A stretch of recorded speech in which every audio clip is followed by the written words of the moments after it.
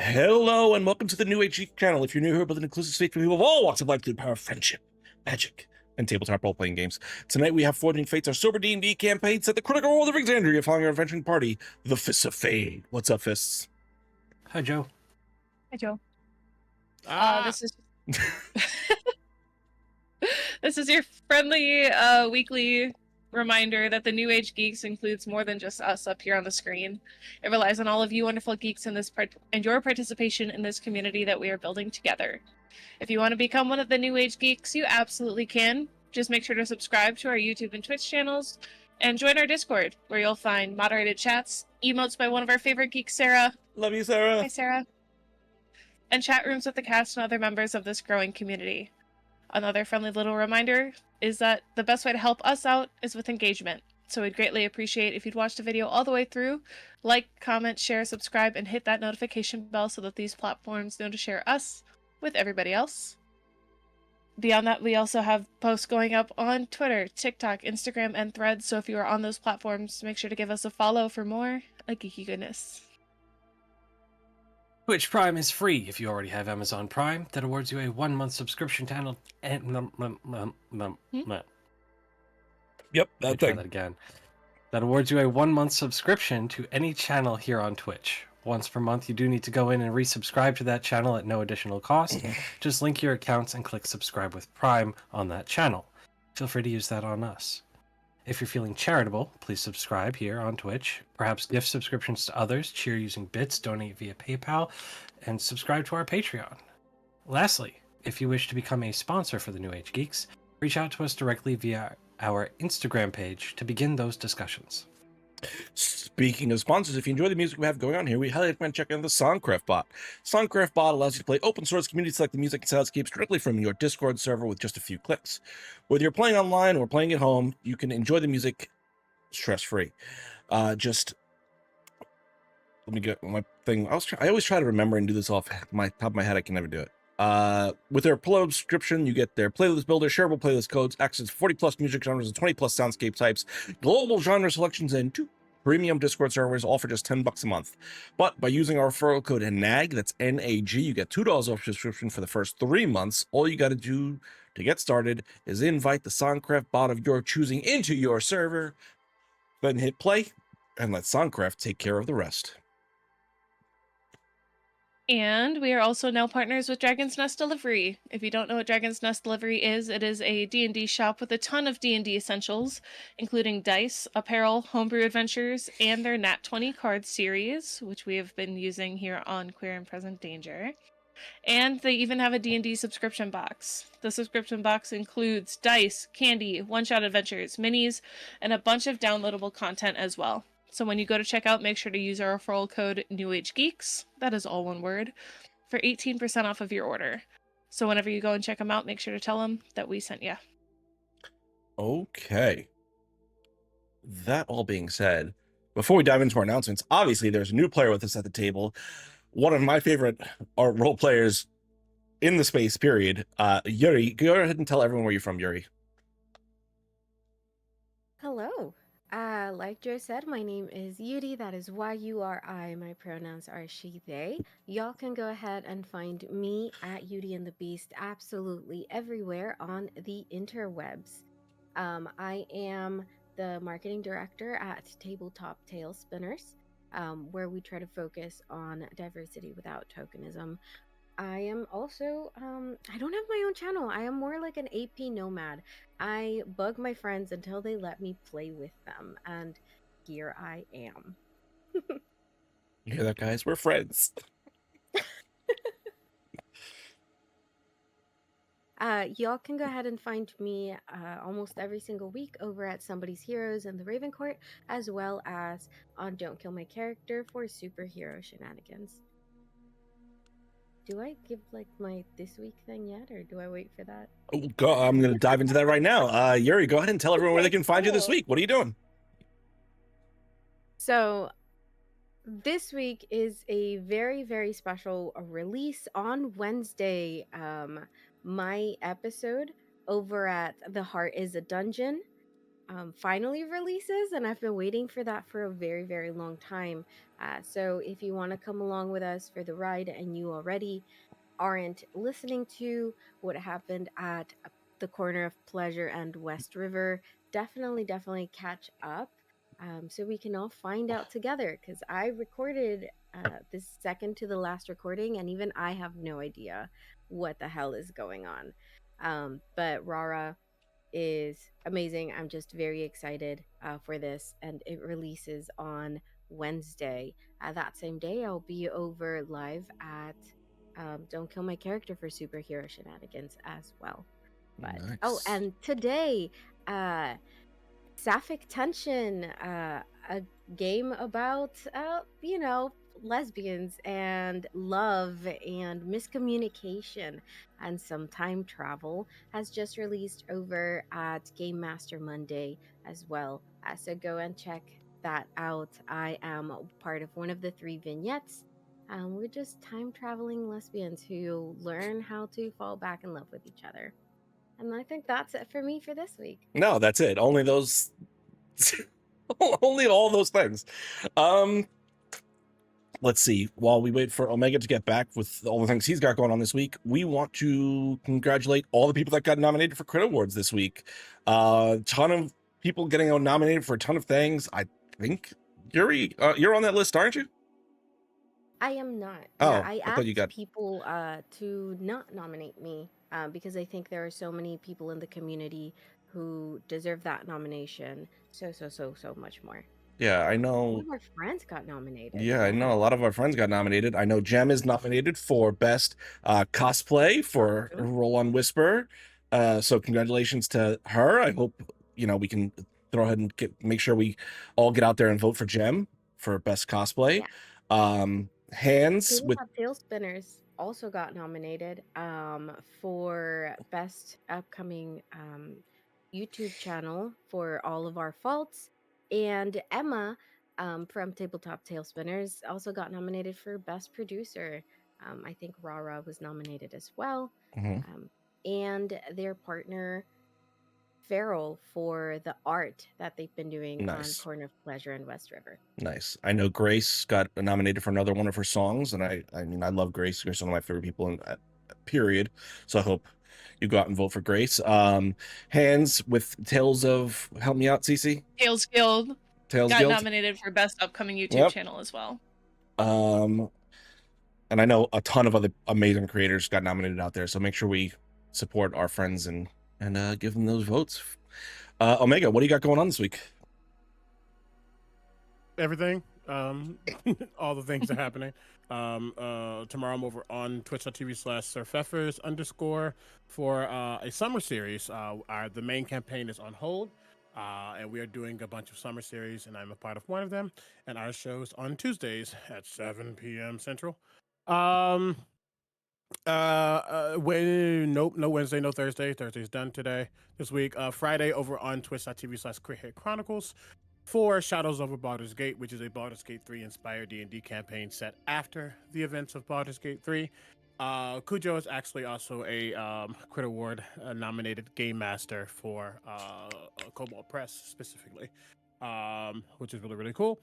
And outside of that, as a whole, I am actually going to be for the entire month of June and past that on the Twitch front page in their Together for Pride recommendations shelf. Because it is Pride Month. So you can check out my channel for the streams that I do as we do gay stuff. Happy gay. Okay. Happy gay indeed. I love it. Let's see. What else am I missing? I know there's something else. Day-Tay will not be with us tonight. He had a family emergency come up, so we want to wish all the, that we can for everything that's going on with that. Hope everything turns out okay, and hopefully you'll be back next week. Do I have anything else, everyone? Am I forgetting anything? Oh, yes, we are. Thursday, finally, me and Cassidy will have our interview. We've had to, things have bounced around. She's been sick. We've had issues come up. finally, we will be interviewing. I'll be interviewing Cassidy this Thursday, as long as something else doesn't come up. But investigation check. You know the time. You know the place. That being said, let us dive into tonight's episode of Forging Faith.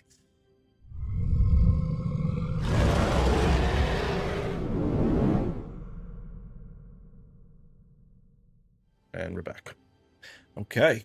Who would like to do the recap for last week, 2 weeks ago's episode? I will attempt to do so. The camera pans on someone writing in a notebook about a certain bit of time they've had. You see that it says, so we are still on the water. Yay. But they are nice, which is good. One is still trying to read, don't understand the act of booking, is that what they call it?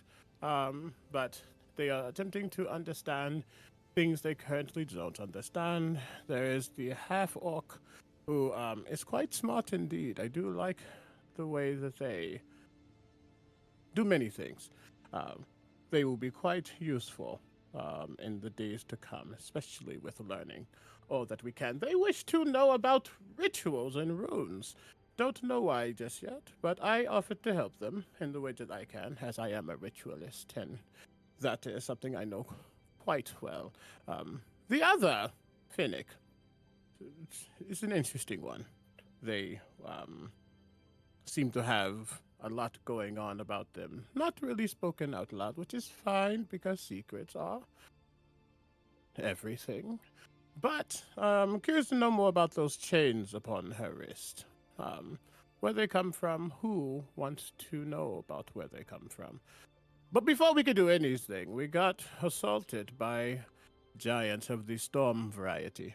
They wanted to bring this vessel down because, as they say, there is evil upon this ship, but I do not care. I just want to get to the destination at this point, and you made me show my hand too early. That's okay. It was handled, though he tried to bring in another. That also failed. Though, before we actually got to fighting, the angel decided to peer into their mind, or try to get information. I don't actually know what the magic was, but we saw interesting things, such as the one with the chains upon their wrist, sitting upon a throne next to Moloch, they say. Another, the half-orc, within a wave, a monstrous typhoon they could be. I don't understand that one really. I was also in this vision, but that is not important. Otherwise, things are handled for now, and hopefully we get to the shore sooner rather than later. P.S. Never mind. And there's just a line written out.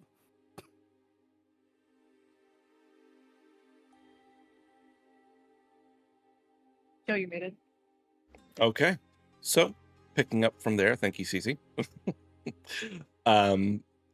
As the last of the storm giants sinks down into the water, the ship rocking back onto its bow, the water kind of gushing in through the now wounds of the ship. Eventually, the ship's crew goes and begins to make emergency repairs, draining out some of the water. The top of the deck, however, finds you four.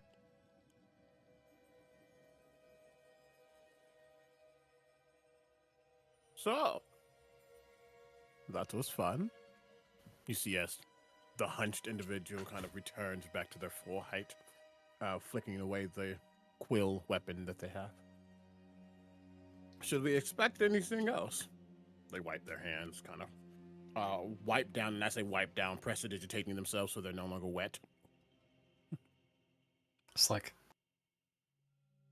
I mean, let's hope we don't have anything else awaiting us. I assume this was a first-time occurrence for you all. Yes and no. I don't know much about that vision, though. I'm gonna look at Finnick. I'm worried about some of the things we saw. But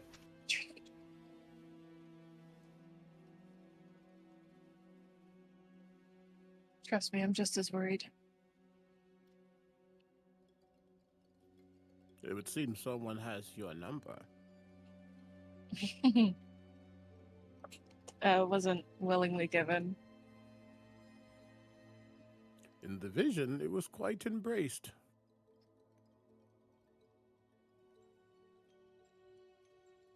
I have been cursed by this individual, this demon, devil, whatever you want to call it. And apparently, if I don't play my cards right, that is the future in which I have to look forward to. We're currently trying to find a way to break it and, avoid that at all costs.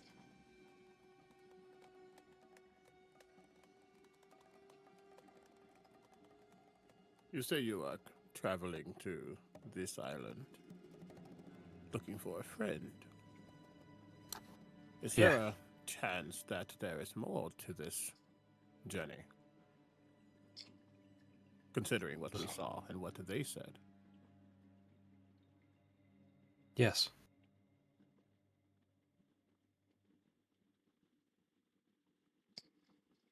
Noted. He just gives a nod. He doesn't pry. Secrets are precious, and if there's things they need to keep to themselves, so be it.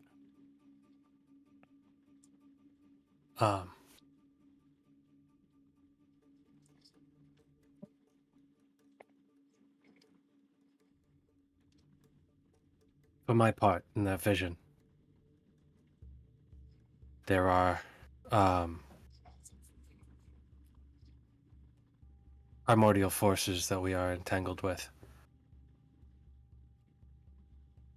And I'm going to once again pull the blade out of my chest. A broken piece of a blue blade. Falchion, maybe? And it's just going to spin in the air in my hands.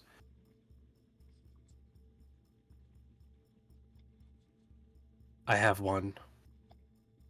A friend had two. And the people we pursue each hold one. I'm going to put it back.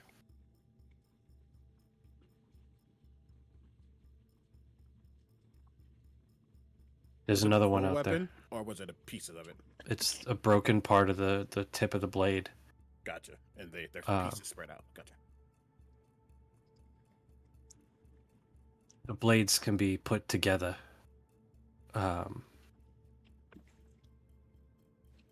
But the douche canoe you saw next to Finnick on that throne, his cat o' nine tails whip with the lightning coming off of it actually sundered the blade at one point. They're all in fragments now.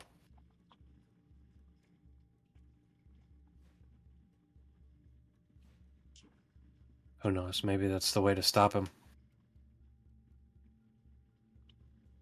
Resembling pieces of a blade. Or maybe it's the way to bring about the end of the world. Who knows?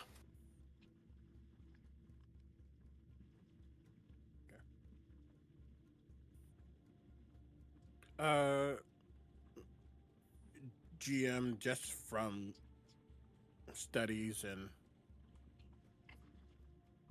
the things I specifically look into, ruins, old pieces, etc., etc. Anything ringing a bell with this blade? Roll me a history check at advantage. Okay. Sorry. Notes. First roll, let's go. Heck and roll at advantage. Kind, benevolent GM. You said history? Yes. Work. Once upon a time, a long, long time ago. What are you? 18. That's the highest. Okay. A lot of this is ancient knowledge, even before most of the known history of the world. Though the party has established a lot of it already, so I'll give you a good amount with just an 18. The primordials were the rulers of the material plane prior to the emergence of the gods. When the deities attacked essentially the material plane and had to fight the elemental titans, eventually Moradin came up with what would become the vestiges. And that first kind of prototype was blades forged by drawing out elemental versions of the 6 prime titans: fire, earth, air, water, life, and death. He pulled parts of their souls out, weakening them enough, and eventually those blades turned into the blades that the party is speaking of. With an 18, that's probably all you would get, though. Fire, water, earth, air, life, death? Yep. Yes.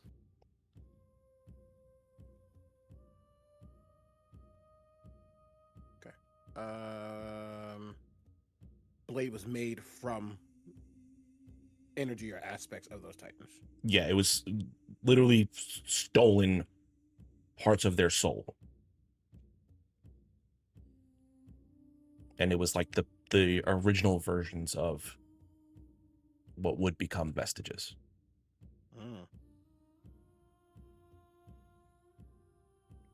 Okay.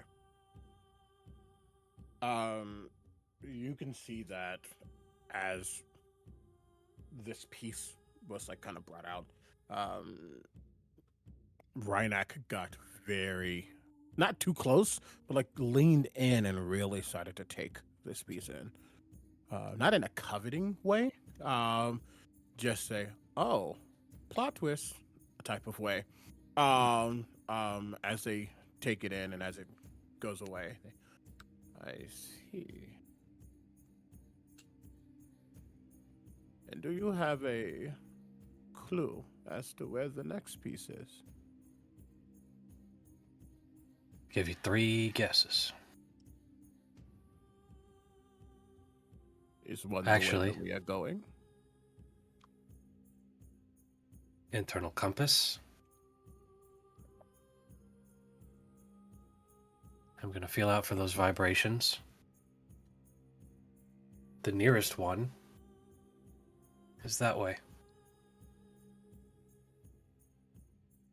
Is that in the direction of the island that we're going? Yep. Now I understand what this trip is for. I like this group. I'm happy you picked me up now. This trip is for Whisper. Everything else is extra. With the vision in mind, I don't know if that is necessarily the complete truth. But I cannot tell you why you travel.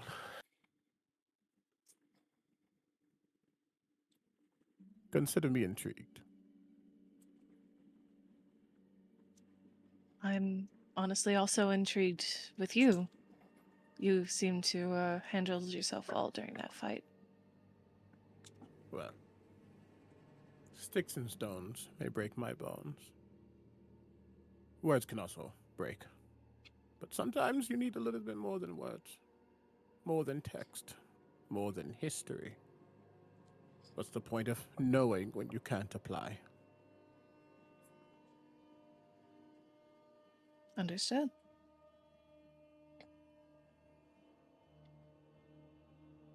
Okay. As you kind of have this conversation, you see Finn, the gnomish deckhand, kind of making his way up onto the deck, just completely drenched in water at this point.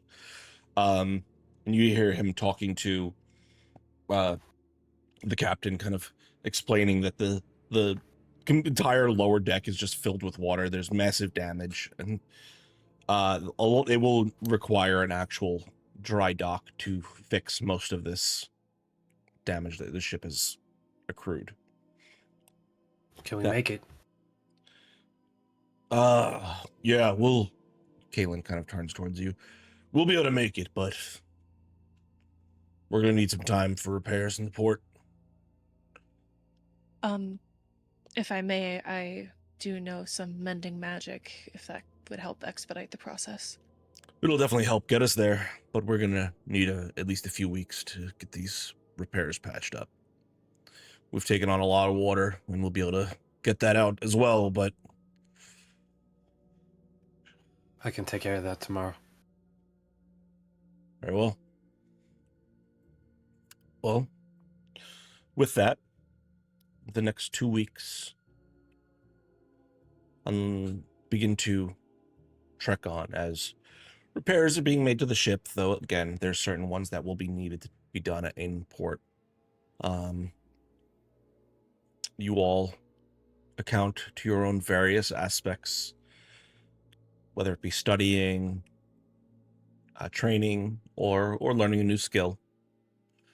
Whatever they are, you can go ahead and mark those as proficient now over the course of this travel, whatever that was specific skill you were trying to accomplish. But with that being said, eventually you make your way into the Fool's Curtain, the perpetual storm that surrounds all of the Shattered Teeth. There is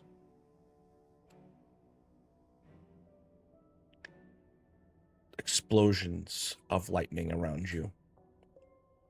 There is tremendous waves that rock the ship. And each of you, for your own time, questions why there wasn't a simpler way to get to these fucking teeth.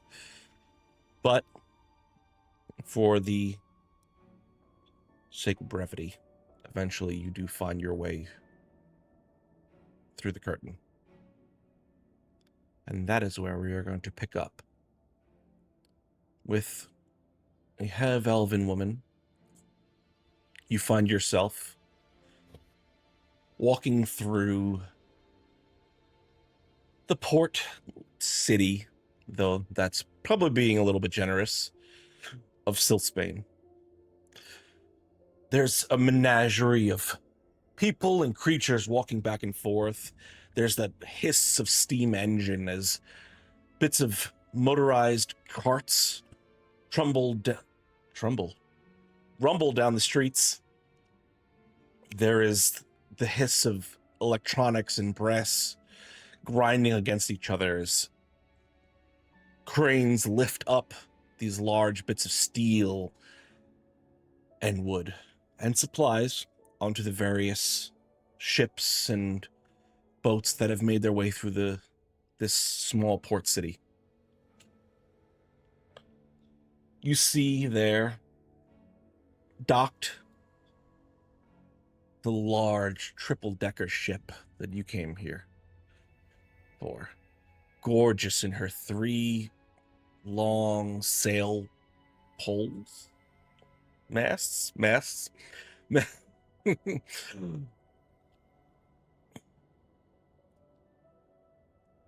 trying to read all these little pieces of boats that you are so happy to provide me with.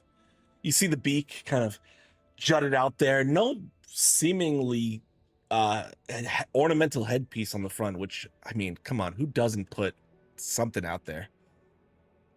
But you recognize the ship. You've heard the rumors. And you're just looking at it, just admiring the greatness of its glory. Why don't you go ahead and describe who it is we are looking at? Absolutely. So, sitting there on what would be like some half rotten wood, really, is a half-elven woman.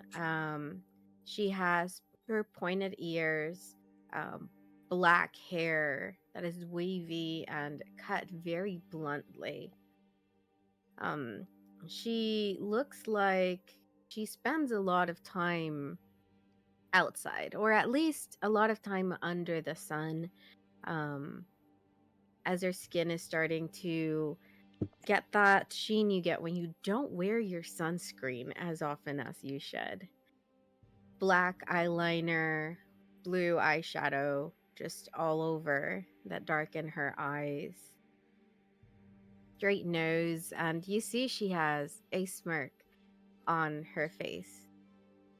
It looks very natural, like it's always there. She wears loose linen, long sleeved peasant top with a v neck and some black soft leather on top of that. You see she has bracers of the same color as her armor, a plain red bandana wrapped around her head, and a sash of the same cloth and color wrapped around her waist. These loose linen black pants and some boots. And hanging from her waist is a single blade, a scimitar with blue leather around the handle. And she leans back, still smirking, looking at that ship, and turns to her side to see if her companions are looking at it too, if they are as awestruck as she is, as excited, because they should be excited. As you look to your right, you see the older gnomish man, the white tufts of his otherwise brown hair kind of hanging out from his little boatswain hat that kind of just is tucked to the side, hanging off, almost like giving him a little bit of shade over the one eye. You see like the wrinkles just kind of really creased up around his eyes as this big grin is spread across his face. He kind of just is leaned up against one of the barrels that you're sitting on next to you. And he just kind of looks up towards you. Ain't she a beaut, Cap? This This is, absolutely gorgeous. yeah, you see Gale sitting next to you. So, I mean, there's plenty of guards out there. And as he says that, you see about 12 mercenaries that are hired from the assembly just patrolling the ship and patrolling the dock around it. Come on, Gail, it's nothing we can't handle. We've been through worse. Oh, right? yeah. I mean, obviously you've been through worse, but this seems a little bit. I mean, there's only me, you, and your friend, and kind of points towards the other individual to your left-hand side. Yeah, so on the other side of me, you would see essentially a water genasi. Relatively short, I think, for a genasi.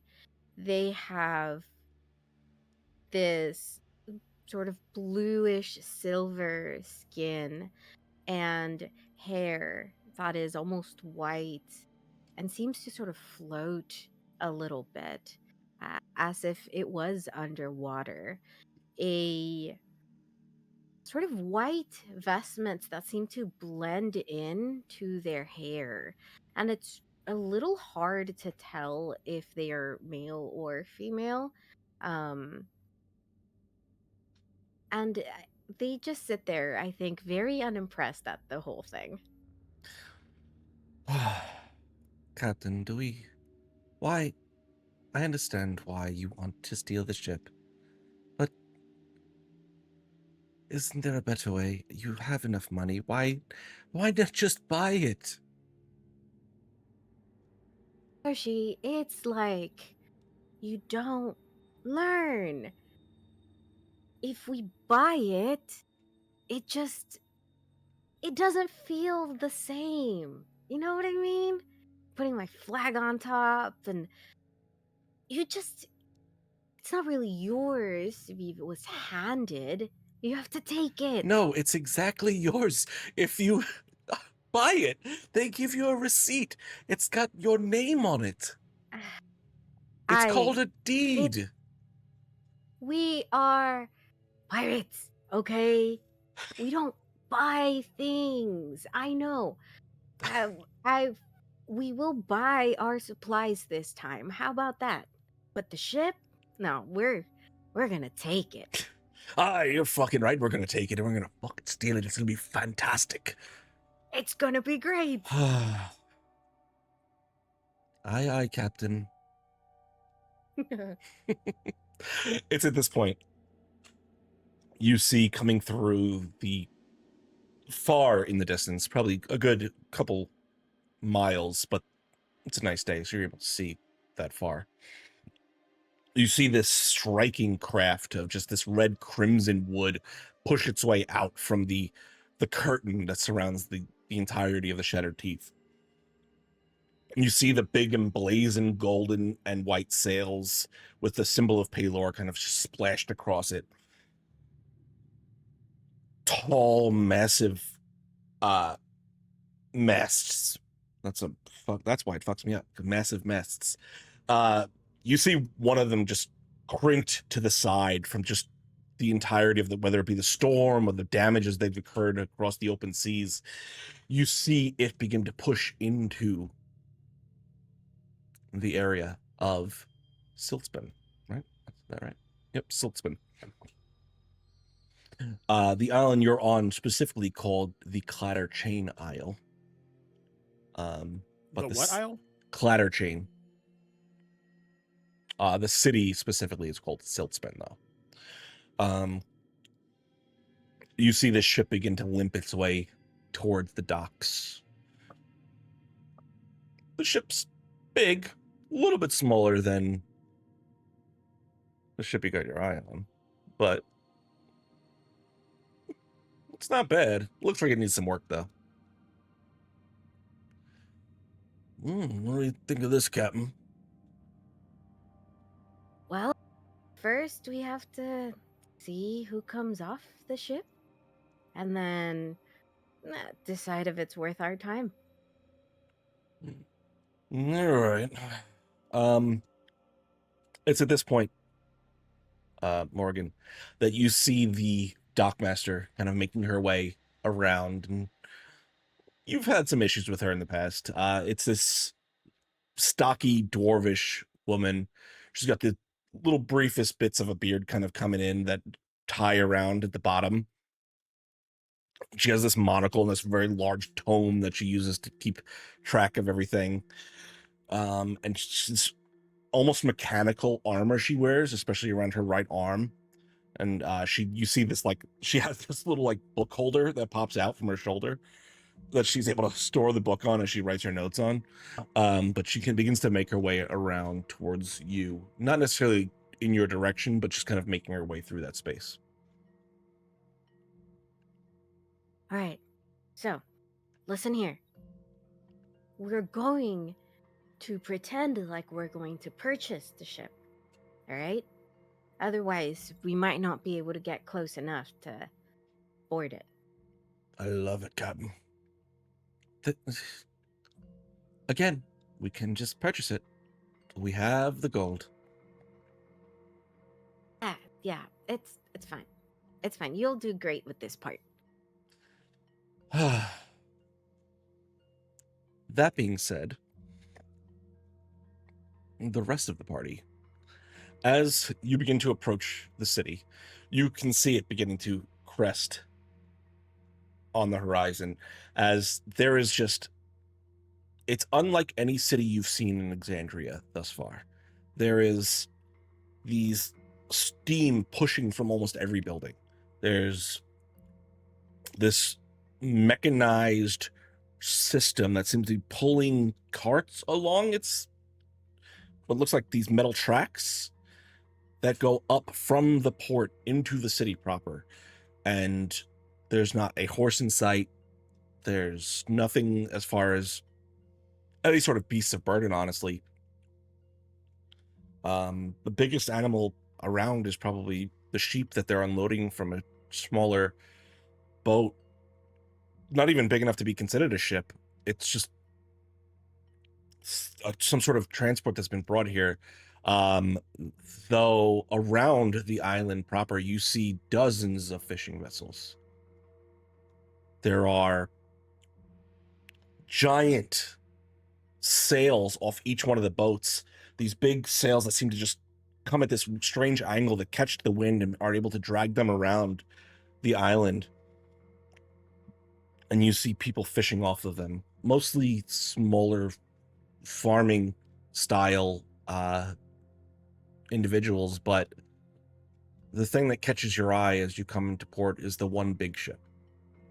This massive 3-tiered ship, these giant masts arching up through the sky, and even the Red Dawn, which is a bigger ship, though built for speed, this ship almost dwarfs.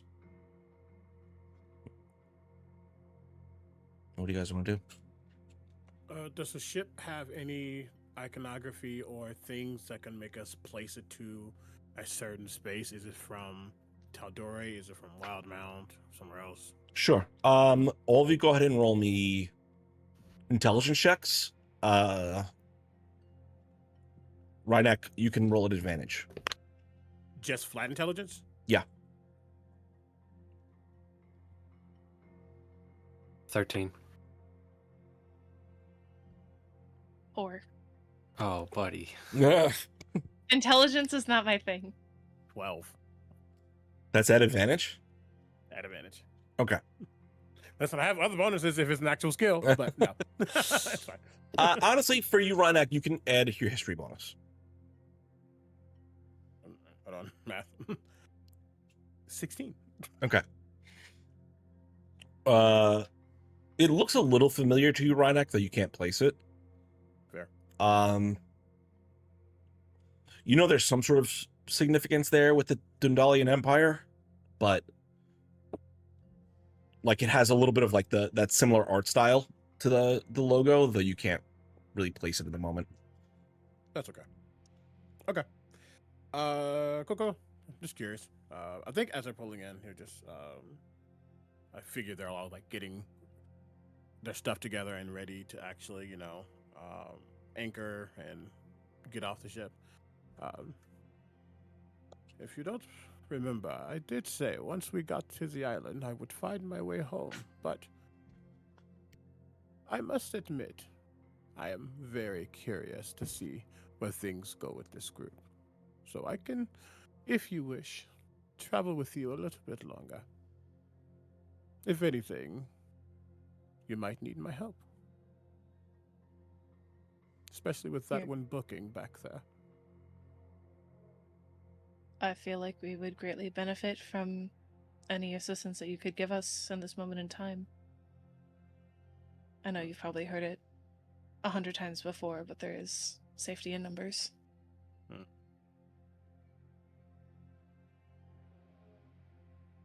You're welcome to stay as long as you like. Then I will. I'll go home later. Luckily, I'm not the only historian in Wildmount.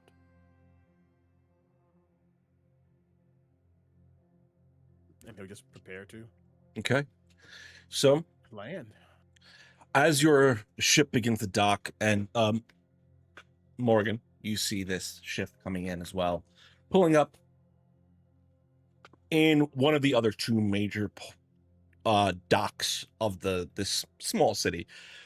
It's getting a little tight, especially for all the other ships that may be coming in through for trade and whatnot, but they seem like they're able to at least accommodate the two larger ships.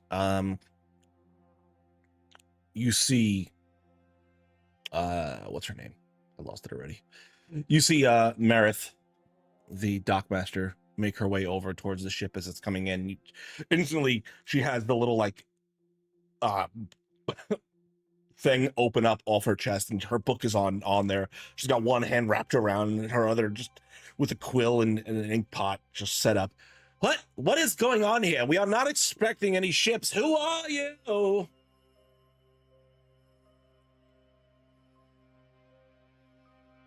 She think the yelling this at At the ship the Red that's Dawn, yeah. coming, right?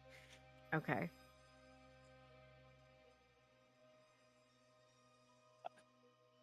captain, you want to take this one? I mean, sure. Not really sure what to say here. Who are you? My name is Finnick Crisell with the Fists of Fate. Okay. Did you have? Were we expecting you? Or I mean, your ship looks like dog shit. Is this an emergency porting? Do mind your manners. Anyways, And yes, it's an emergency docking. what's the name of the ship? The Red Dawn. You see her begin scribbling into the book. Will you be needing repairs, Dawn? Yes, we will. Okay. We'll need to send our carpenters on board to get an accurate estimation of the damages. Okay, and our crew would be happy to point you in that direction. Fabulous. How long do you plan on staying in port?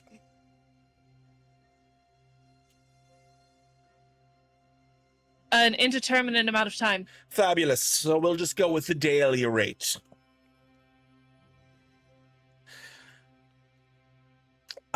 Feel free to disembark as soon as you're ready. We will begin to negotiate the terms of your stay while you're here.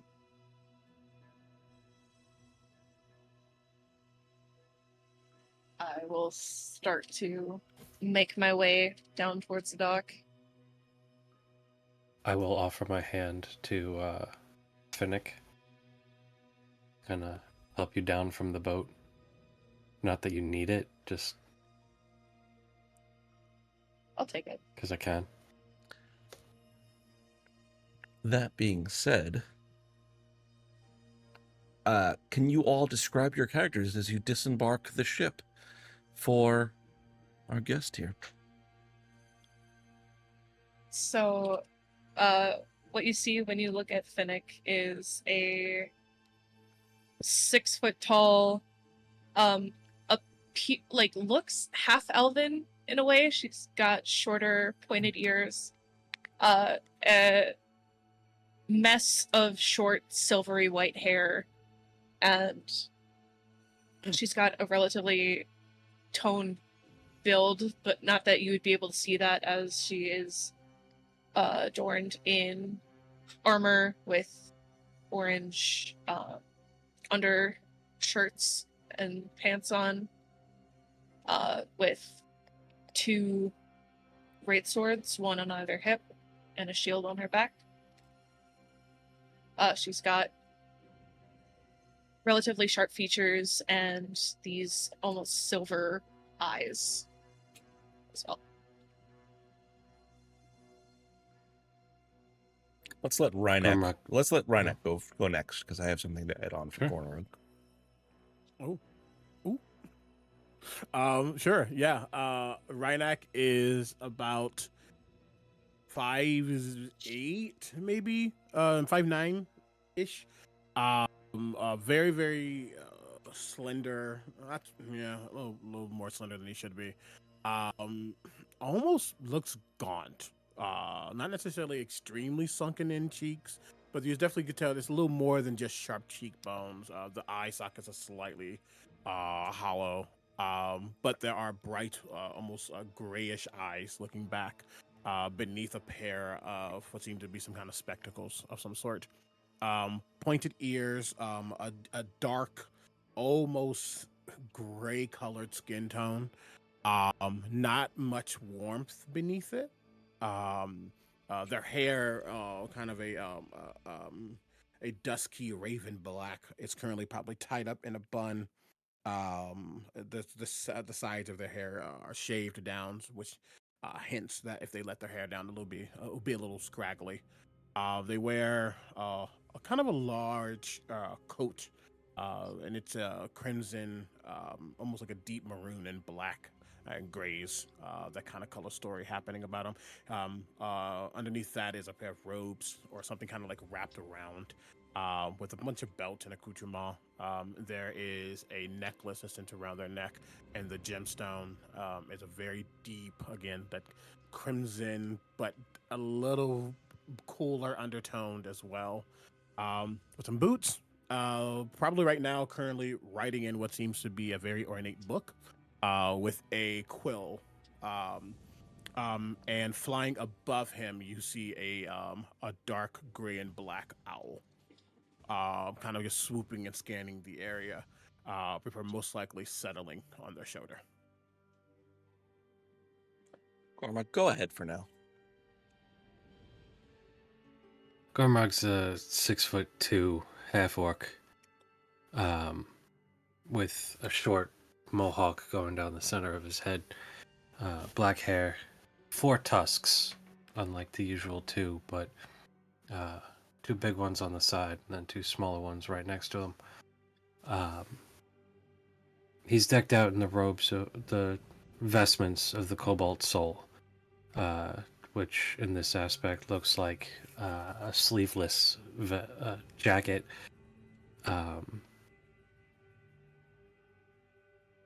blue shirt underneath, loose fitting, but you could still tell he's lean and muscular underneath. High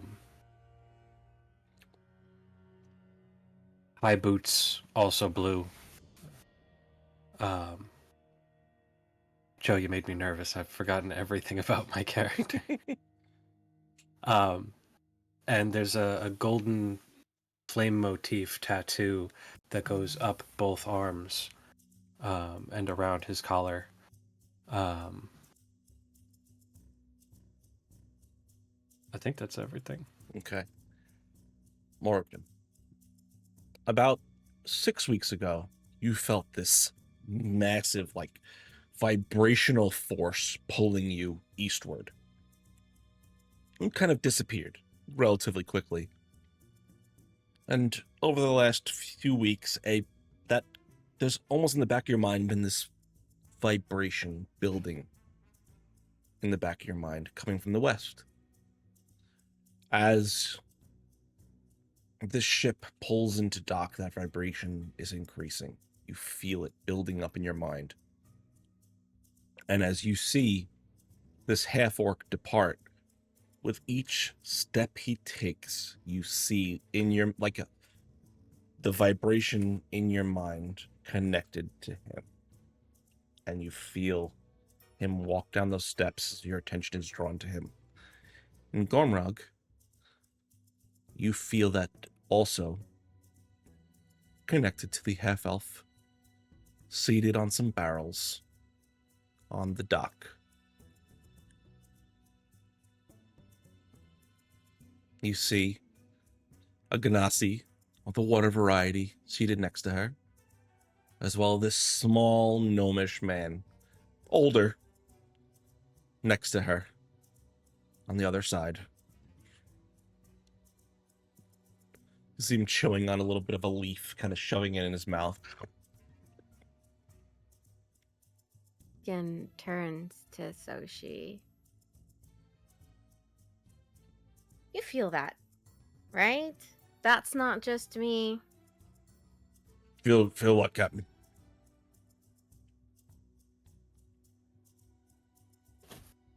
Never mind. The you see wind, those? the wind through my hair, and he kind of lifts up his hat. Just this massive bald spot. I feel the wind through my hair, Captain. That's pretty much all I feel. I think you should keep that on before you scare people. Wow. But you see them? The ones that just got off the ship? They look like an easy mark. Yeah. They're... I think we're gonna wait for them to go to an inn or something. We'll make our way as well. I like it, Captain. We'll steal from them, then go steal the boat. The ship, I'm sorry. Steal the ship. Again, we don't need to do any of that. We have more than enough money to just figure it out Supply It's ourselves. not about the money, though. Aye, it's never about the money. Okay? It's about the work you put behind it. Exactly. Now, I don't know if any of them would have anything on them, but I don't know. There's something about that one with the tusks. I don't know. Maybe we will, maybe we won't steal from them. I just want to see something, okay? And I'll get you some good food for it. We'll have dinner, and I'll pay for it this time.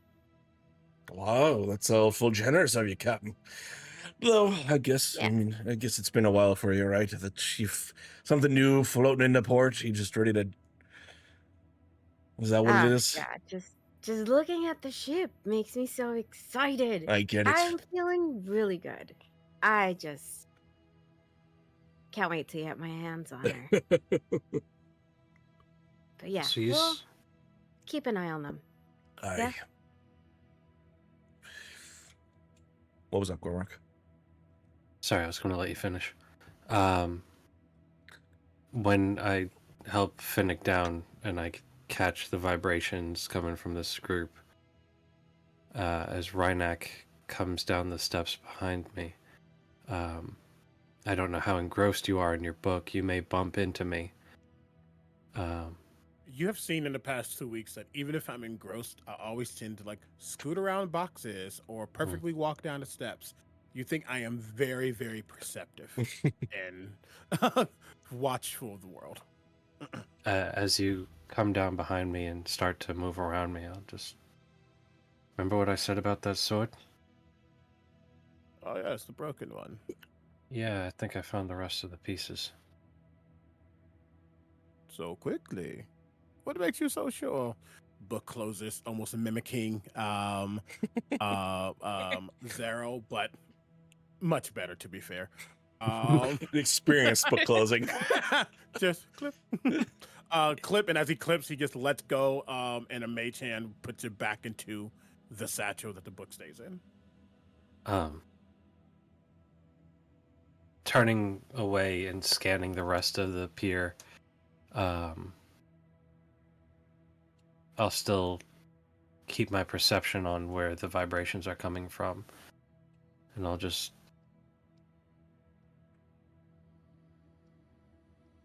straight ahead, little to the right, rotted piece of wood, group of 4 sitting on it.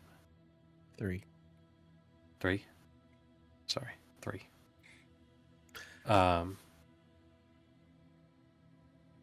Eyes barely even shift over and seems to be looking directly at them.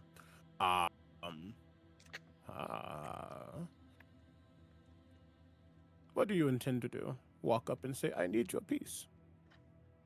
No. Just be mindful. They may engage. I like engagement. Keeps the body young, yes? Just be mindful. At that, bird flies up back in the air doing their general scans, but it's now going to keep an eye on the group. Just for my own clarity, Yuri, what did you say the name of the other person was? Soshi.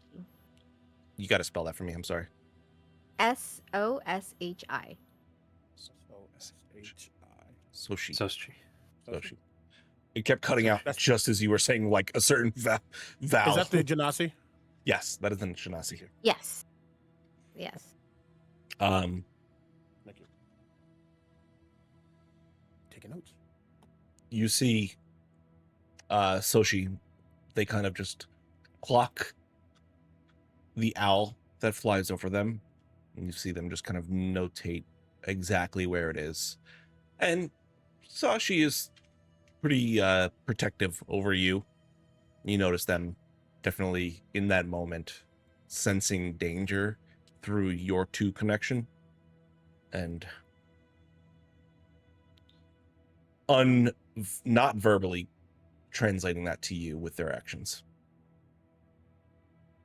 We can also Yes. We also do have telepathic. Yes. So if they want something not to be heard by Gale. Yep. That's, yeah. They're not touching that yet, but they're definitely, like, you feel the tension coming through your connection with them.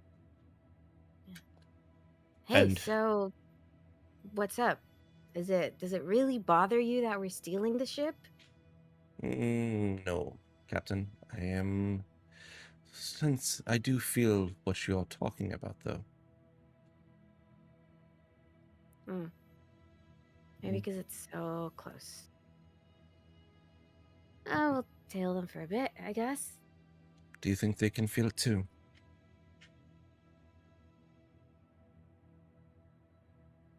He's You didn't looking think about awfully that. hard this way.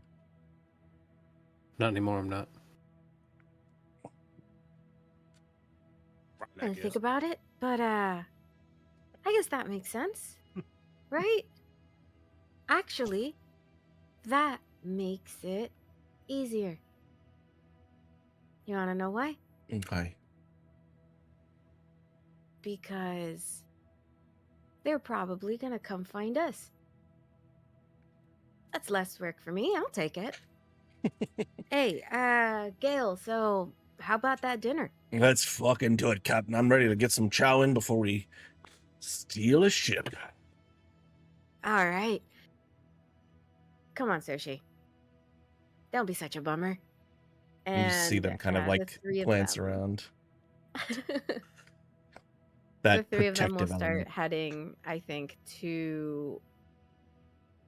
I'm pretty sure I've been here before. At least I've been here for a couple of days. Yeah, You you've been don't just scouting. show up and steal a ship willy nilly. Yep. I've been looking at her and everything around it for a couple of days. So, we would be at whatever inn was closest to the port. Easy enough. Start walking in that direction. Okay. You find the only inn in this small city. It is called As the Gears Turn. There is a group of gnomes that own this shop. And there's a pretty good amount of gnomes, especially across the Wonderman's Assembly. There's a certain amount of skills that the gnomes have that has been well respected and utilized by them. But as you make your way through the city, it is all very cookie cutter in this very industrialized style. And basically every building is identical of itself, and every upper floor is just a copy of the bottom floor.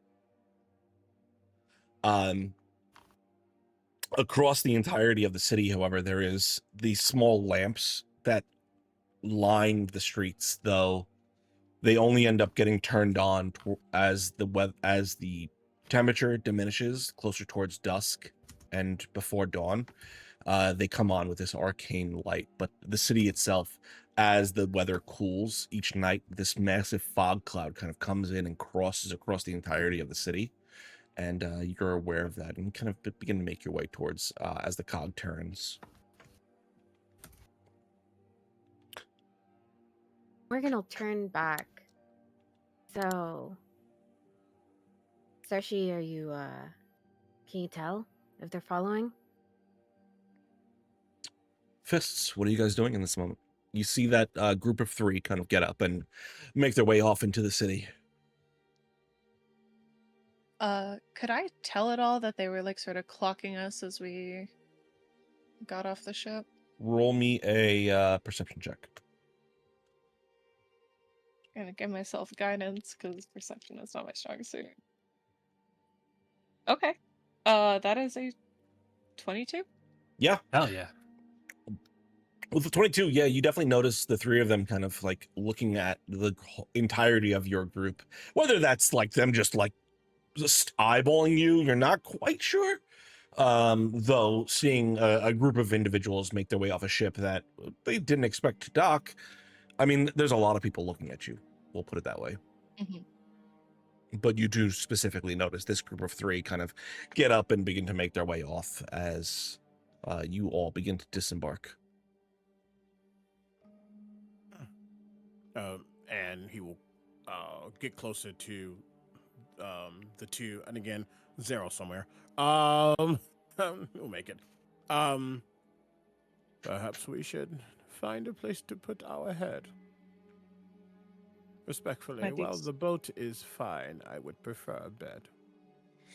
If you're looking for a place to sleep, you see the dwarven woman kind of pipe up as she's still writing in her book, taking inventory of the things you're bringing to the dock, and just going over all the people involved in your ship. She's notating all of it. Hmm. There's the Cogturns. That's the place where you're going to stay for the evening. It's the only inn in town, so good luck finding somewhere else to stay. They do good seafood, if that's something you care for. I would Thank have you. never guessed. And, she kind of adjusts her monocle. Thank you for the recommendation. We accept tips, of course. I'll put a gold in her hand. Thank you.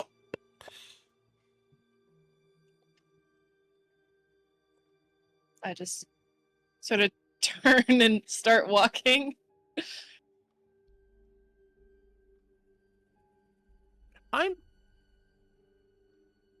No, I'm not. I will just stare at her for a while, kind of crane my head.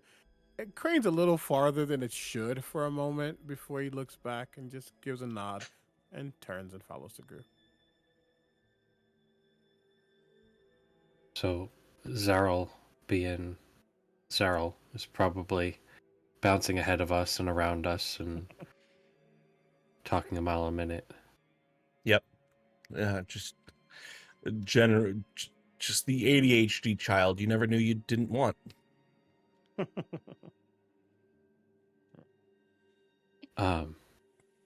But I'll take a minute to talk to Finnick and just say, if I could feel the vibrations, so can they. Yeah, they seem to have been clocking us. Mhm. Granted, a lot of people are, but Do we think conflict? Maybe. Do we think direct? Not so much.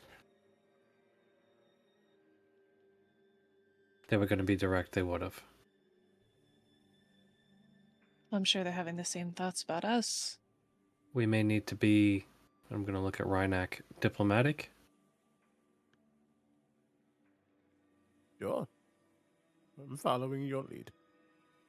If they don't see us as, I do not know, an easy target,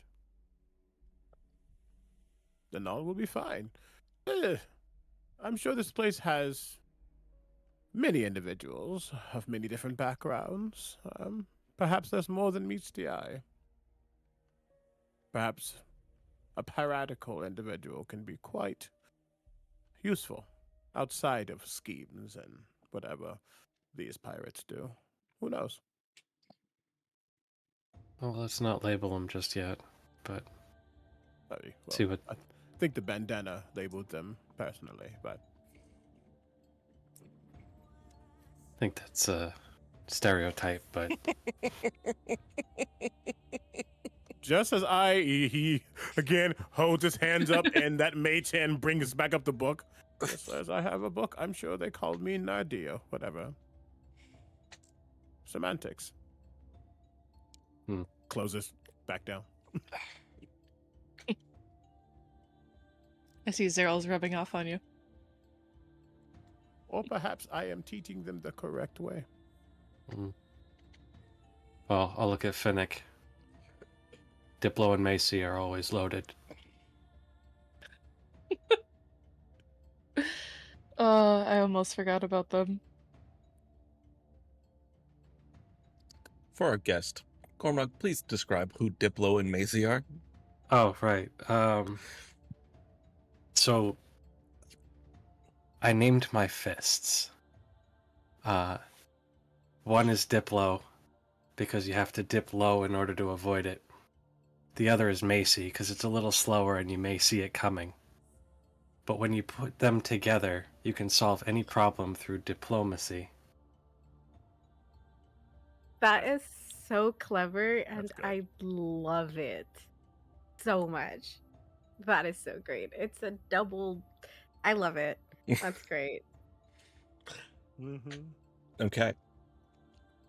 So, in short order, you find yourselves as the cog turns, entering in through this, like, almost sheet metal style door. There is obviously a bit of rust kind of at the edges from just all of the salt that's in this area. But you push the door open with a bit of a creak. Looking inside, there are just a smorgasbord of individuals and creatures and peoples from different species that just fill the entirety of the space. This being the only inn, there's a lot of fucking people here. You see, however, the three individuals that you saw at the dock kind of seated at this table in the corner. Enough room that if you decided to accompany them, you could easily fit, but they are, the three of them, kind of bunched up into a corner, just facing outwards. Morgan? Yeah, so I was gonna say, I know like some of like the inns, if they're big enough, and especially a place like this where it's the only one, have some like the tables in the middle, and then I imagine there would be like some booth-like ones Yep. in the edges and the back. And you see that this group could have totally fit and sat at one of the ones in the middle, but they're not, and they're taking up an entire booth by themselves. You see she probably has her boots up at the edge of the table. They have food in front of them, and are just talking amongst themselves. If you pay attention, you would notice they seem very familiar with whoever the waitress is walking around, and very friendly. So you know it's not their first time here for sure. It looks like they know them at least a little bit. Yeah. So all of the staff, you can instantly tell, are all gnomes. This is it seems like there's this family, because they all have this little bit of familial look to them. The older gnomish woman is kind of making her way around and specifically talking to the Morrigan in this moment. You see the gnome that is part of this half-elven woman's a party, rather, seated. He has like this almost booster chair underneath him to kind of keep him up with the rest of the party. And you see the Water Ganassi individual kind of seated closest to the actual aisle, with a definitive space between them and this half-elven woman that you see seated at the table. And you can see they don't carry many weapons on them, though they do have a few daggers kind of like tucked in them, just for, for whatever may come. Just in case. And Safe. A lady's gotta be safe. as the way that the three pirates are, or They're not crews are, pirates, they're privateers. privateers, merchants, mercenaries, as the three are kind of situated. Does it look like people are giving them like a wide berth? Like, does it seem like they have a power in this place that they can have a table by themselves? Roll an insight check for me. Because I did state that Gregor has been watching them as they were moving, can I use that to get the Sure. help action? Yeah, 100%. I'll give you advantage on that. Thank you. Because he's probably it's a island town. It wouldn't be the worst thing to have Gregor inside. It's just perched somewhere. Yeah. Easily enough for him to kind of like come in through this an open area to watch amongst the rafters. Natural 20. Ooh. It was hidden Okay. underneath my tower. I'm like, what are you? Okay. I'm going to actually, natural 20 is a big deal because this was a high DC. So I will say, it doesn't, initial looking at it, they seem to just easily move through the crowd. Doesn't seem to be like people getting out of their way or bouncing out of the way like this is a dangerous person. It's not like bullies, yeah. Right. But you do see everyone they pass, not everyone, but the majority of people they pass, there is the faintest kind of eye glance and head nod. It is barely visible. But there is that almost subtle level of respect that everyone seems to be giving them without trying to out this person. Okay. Which might hint that they have a modicum of power within not necessarily the underground, but not trying to make it abundantly clear. Okay. Cool. Yeah. Kind of watches and we'll look to the other two, Fennec and Gumrug. So, who shall get the rooms for us? I can grab a table if we are feeling famished. I'll grab a room. One for you, one for Zerl, one for the two of us. That works for me. Yeah. He's just gonna raise a brow at the idea of the two of them. Says nothing. To that at least. Works out fine. I'll approach whatever counter may be available. Host, tender. You see a Concierge. dwarven woman, short, cropped hair, this small set of spectacles that kind of sit on the bridge of her nose, and she kind of just puts them up and tilts her head up to look at you. Hello, can I help you with something? Good evening, afternoon. It's still pretty early in the morning, but it's a pleasure to meet you nonetheless. Sorry, we just docked. I'm a little rocky. Right, time zones, I get that. What can I do for you?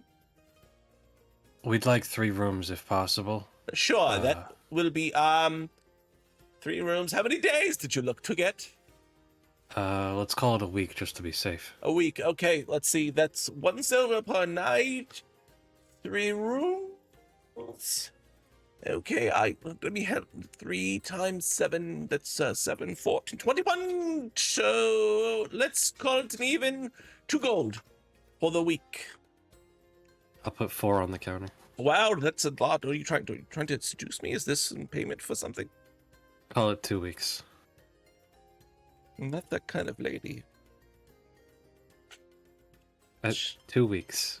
Very well, 2 weeks. What name should I put it under? Fists of Fate. That's a stupid name for a person. I just want you to know that. That's It's a a group of terrible name. people. Oh, it's a group of people. That makes a little bit more sense. Okay, Fists of Fate. 3 rooms, 2 weeks. Very well. Did you need food for any evenings, or are you going to go ahead and fish for yourselves? Food would be wonderful. Okay, shall we do it by the meal, or did you want to prepay? Prepay. What the hell? Sure. So 3 meals per day, 7 days a week. 114, 21, 25. That'd be 5 gold for the 2 weeks. I'll put another 5 on the table. Okay, thank you. So, by all means, grab a table for yourselves. And if you need anything, my name is Beatrice, and you can just hop out and I'll come help you. Beatrice. Yes, Thank you. That is who I am.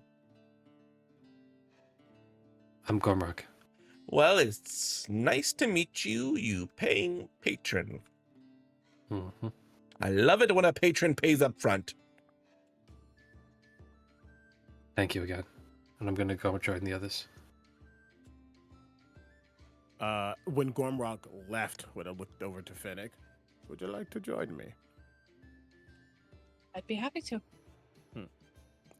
And he will go scope for a table that isn't necessarily immediately close, but looks directly at the table that they're sitting. Okay. I'll say easy enough to find a space, especially for paying patrons. Mhm. If there's a space you want, a few gnomes quickly come over and remove, reseat anyone Reject. who may Ironic move like that one. quickly, without even saying anything to the patrons there, they just lift up their plates and move them to another table. Great.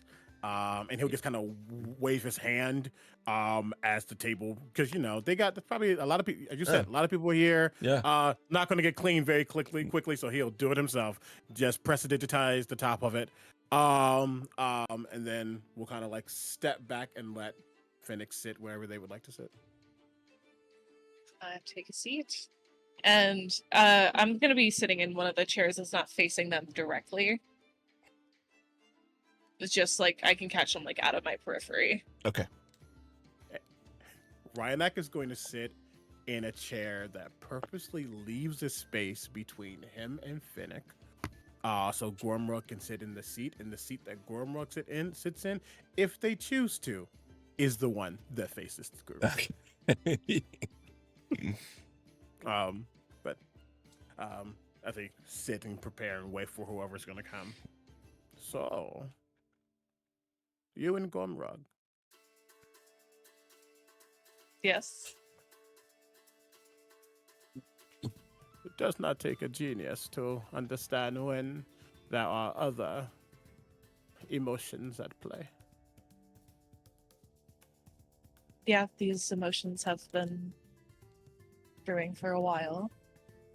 And we're officially in a partnership just a few weeks before we met you. No. Oh, how must that feel? It feels good. I He wouldn't cares know. deeply, and oh, you don't. Oh, I can tell that he cares.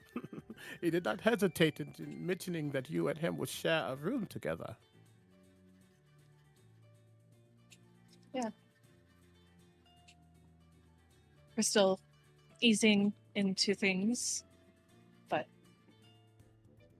he helps me sleep better at night, and I have less nightmares when I'm with him. Oh, it is abundantly clear that he would move mountains for you, or perhaps tidal waves.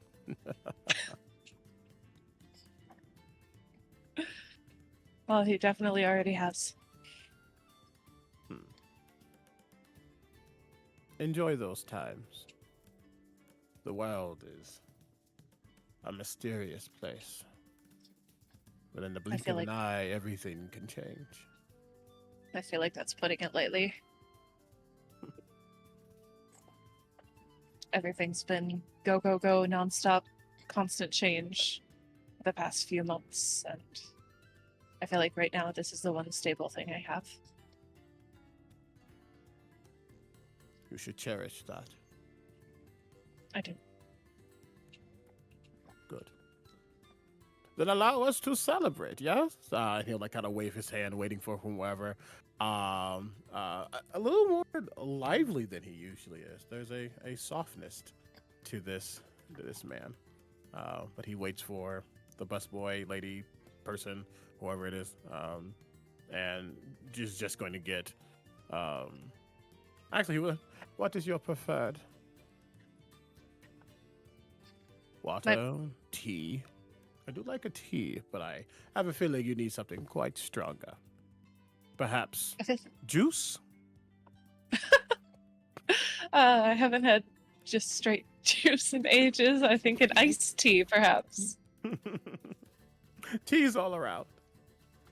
Okay. As Gormog joins us at the table, we're going to jump to our first break, and we will be back in a couple minutes, everyone. See you guys soon.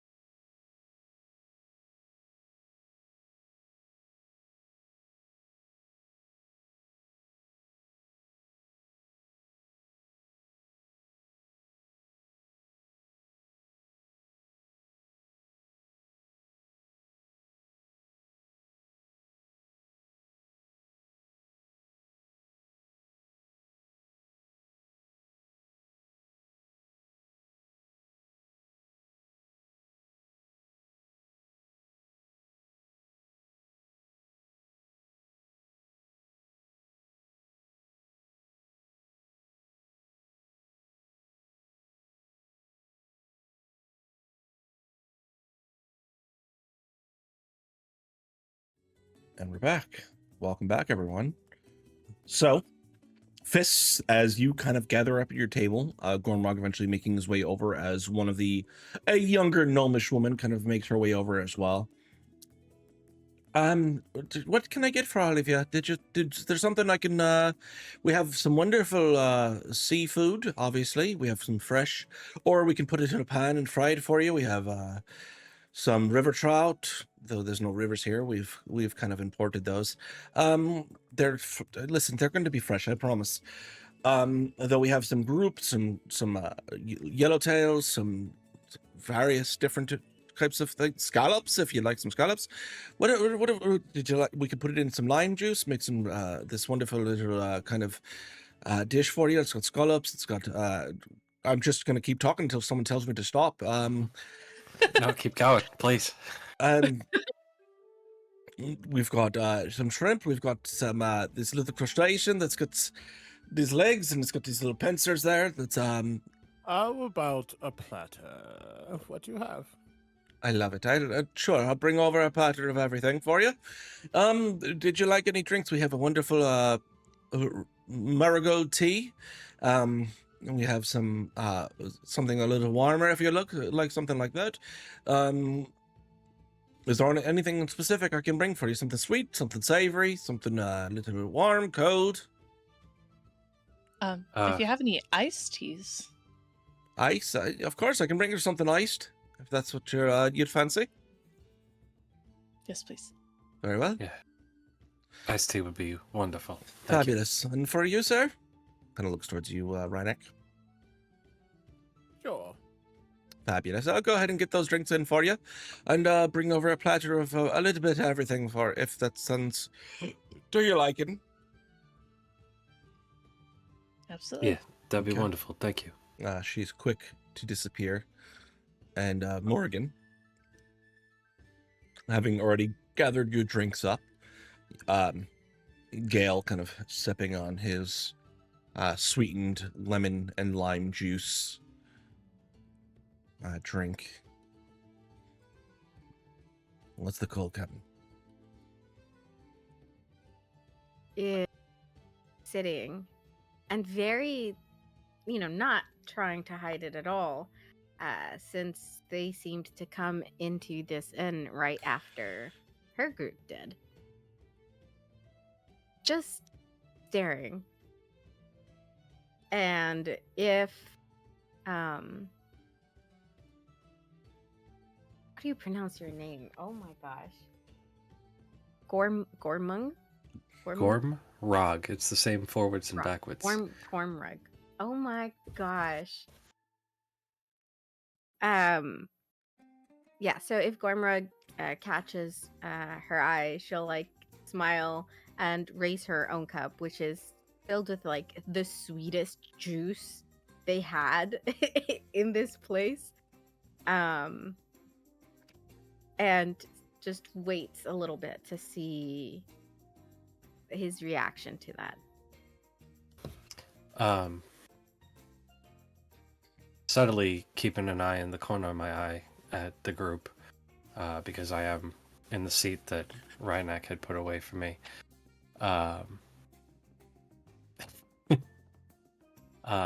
Just looking slightly off from where they are, but keeping them in my periphery. I would see the raised glass, and I would just pick up my own and just say, "We've got an invitation," and I'll return it. I wondered when it would finally happen.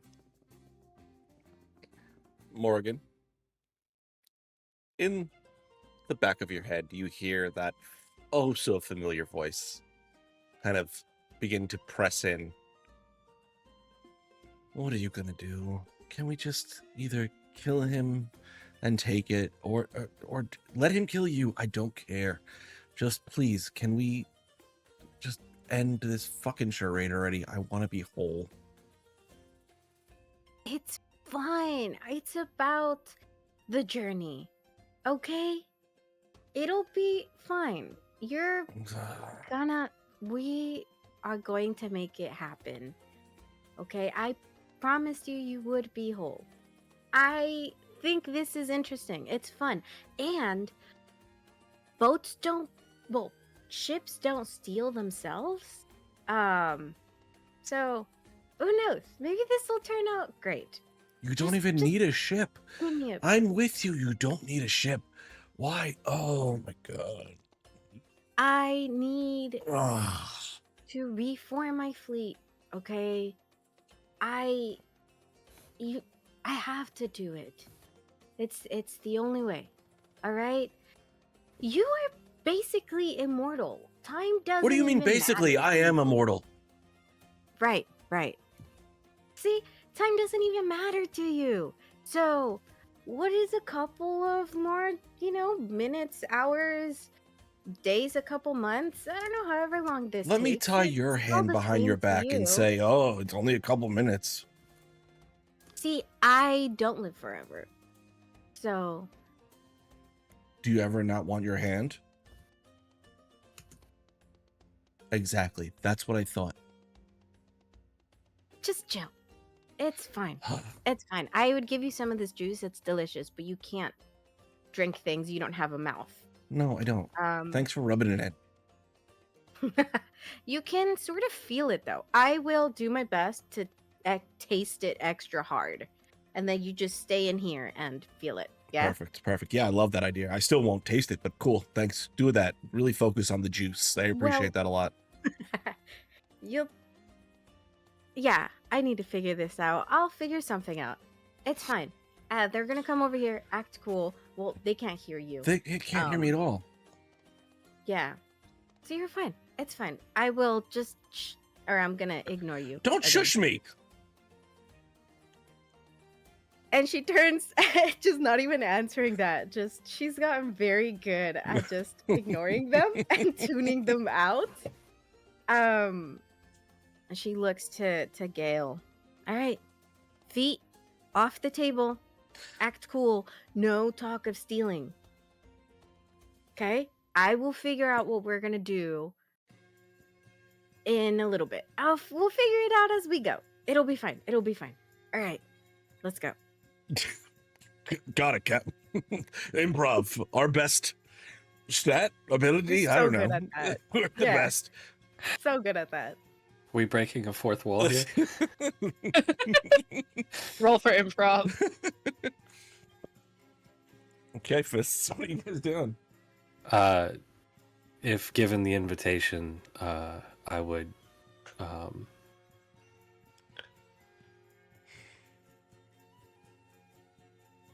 I would nudge the others and just be like, let's go have a conversation.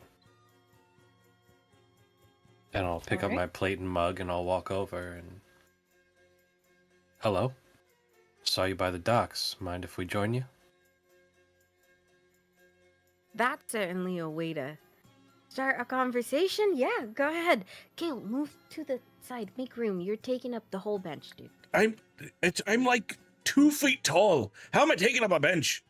Is it my You're booster sitting seat? in the middle of it. He grabs his I'm booster pretty seat and just sure- starts actually, shifting. Yeah, let me help you with that. And she'll grab an end of the booster seat and just drag him closer to her, so that there's enough room for you all to sit together, and you don't have to split yourselves up. It's very emasculating when you do that, Captain.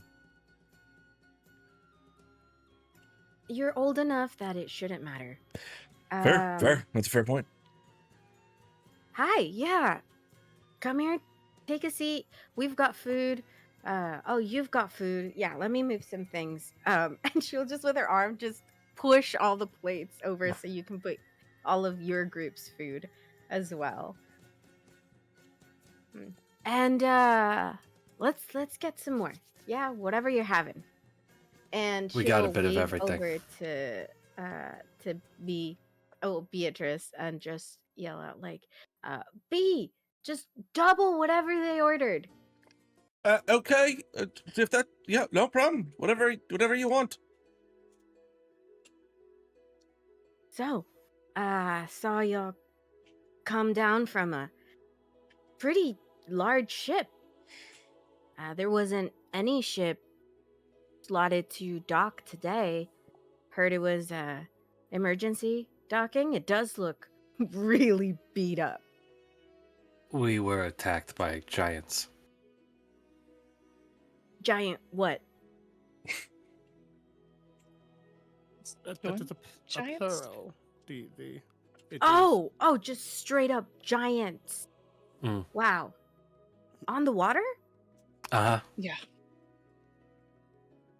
Yeah, that makes a lot of sense considering the magnitude of the damage. And that's gonna take a pretty penny and good amount of time. Definitely time.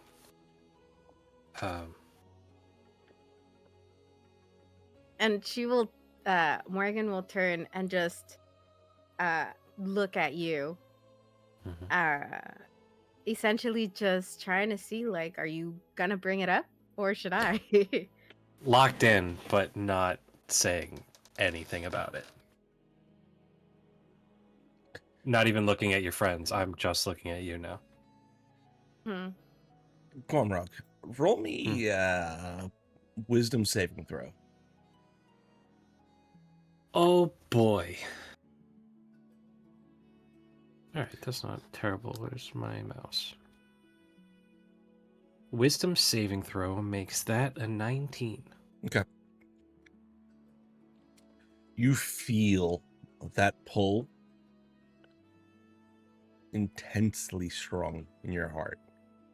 You almost like you want to sit next to this half elf. Like you want to be closer to them in any way possible. You feel the intense desire to just almost merge with them. Not in that way, guys. Jesus. Literally all of us were thinking it. Love I'm triangle. right here. I'm open-minded. I don't know what to tell you.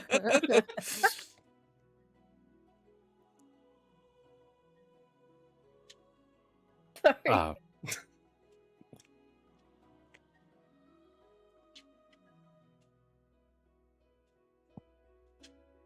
And yeah, given that sort of silence from you, I think she decides, like, all right, whatever, I'll do it. Ladies first and all that, or whatever they say. So I am going to assume there is something that you want that I might be able to provide. I glance at Finnick really quickly and glance back. I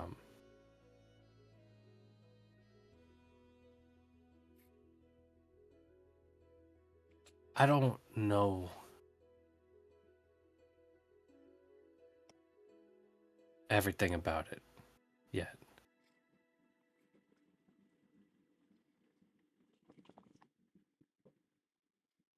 Them sitting down, the food, and all of this happened. Mentally, I want to ask Soshi to cast a quick sort of like detect evil and good and see if they can sense anything like overly nefarious on them. So it does, I think, celestials, fae, fiend, and undead. I need to check something real quick. Well, you'll catch 2 of those at least. That is just everyone in the area, correct? It Within 3 is. feet. Right. And then they also do detect evil and good, but that's less important, honestly. I just want to know, am I dealing with any fae or anybody with like demonic or celestial tendencies? Because it's, people like me don't just get into conversations and things without knowing something about the other Gotcha. party. Okay. So as you kind of like look across them, you can see the bit of celestial coming from Finnick as just a whole. There is also a bit of fiend attached to her right arm, where you see like these chains that are wrapped around her arm. that are giving off this a bit of fiendish energy.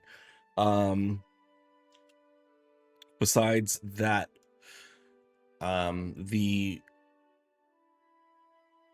elven-esque individual doesn't seem to go off any sort of energy either way, and Gormrug doesn't only gives off that vibration that you've been feeling from them.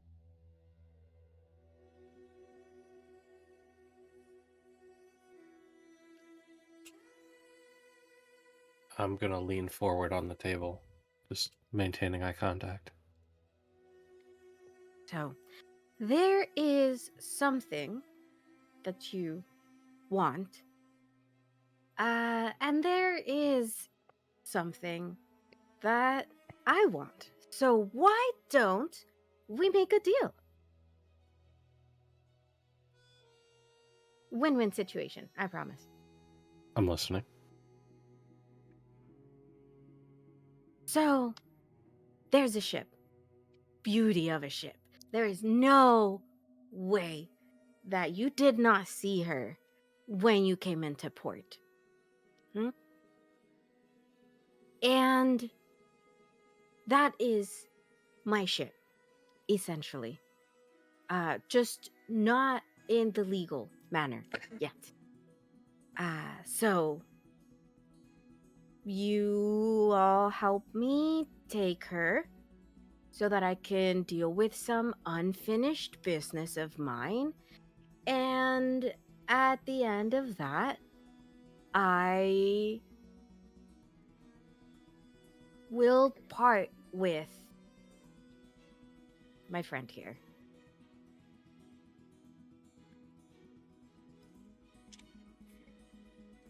Forgive me, I just came from the Feywild not too long ago. That felt very roundabout.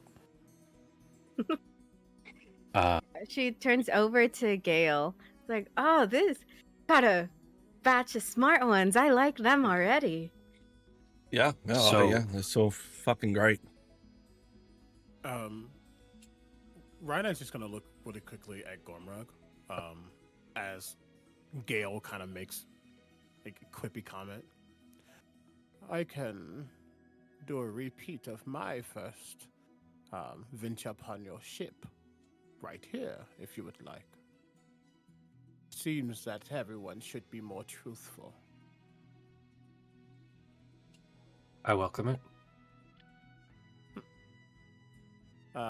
Morgan, almost faster than it should happen.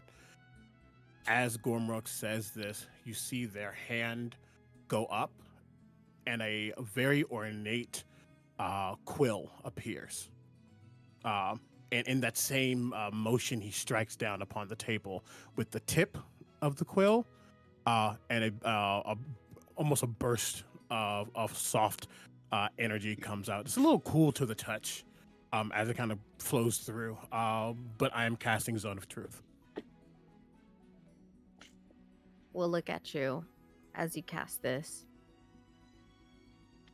I'd be a little careful if I were you.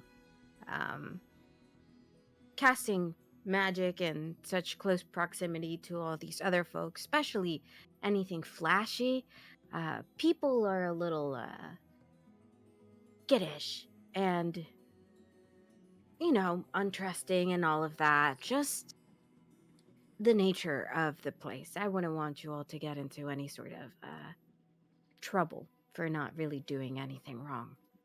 Do not worry about me, miss. And was that Oh. that was Zone of Truth? That is Zone of Truth. Charisma saving throw. I intentionally fell. I will intentionally fail. Okay. Gale rolled a 2. Go ahead and roll for Sophie. But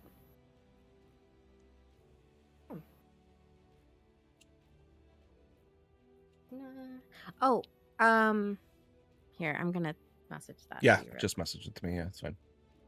Oh. We kind of have a habit of getting into trouble.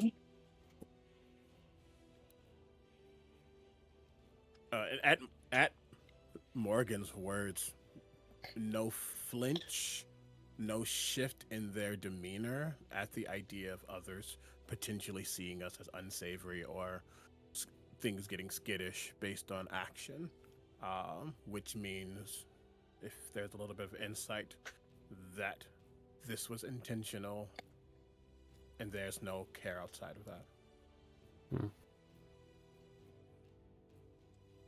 Okay. Morgan, are you going to intentionally fail, or are you going to keep your roll? Because they will I know will through the be- spell. Oh, will they? Yeah. I'll fail it. Okay. So you feel, Rhynak, you feel Morgan for a moment resist, and you feel like her will is strong enough to resist your spell, but she then lowers that veil and allows the spell to wash over her. And both of her allies are allow the spell to take hold as well. Gale, not intentionally, but you are the other one. You feel like, yes, they have allowed the spell to. Gotcha. And as that takes hold, the quill will stay like an egg balancing. It will just stay upright in the middle, and every like maybe 6 seconds, there's just a soft pulse. Again, not harsh. It's almost like a cool, like air purifier, like that vibe that you get. Not in look necessarily. There's like probably like a grayish puff every now and then, and it probably smells like almost like a deeper potpourri. But he just and then just looks back to Morgan. Not my fight, but please understand, based on what I assume, I will know if things are not truthful. Trust me, that is my specialty. Carry on. And he just lifts up with a mage hand, a glass of like some guava juice or whatever, and he just like goes to his mouth. Doesn't actually drink it. So, if I'm to understand you correctly, you want us to help you steal a ship, and in exchange, you'll A little give bit me more that than sword. You see, I am very sure that you understand the magnitude of this sword, right? Yeah. So I do want more than just stealing the ship. That is the beginning.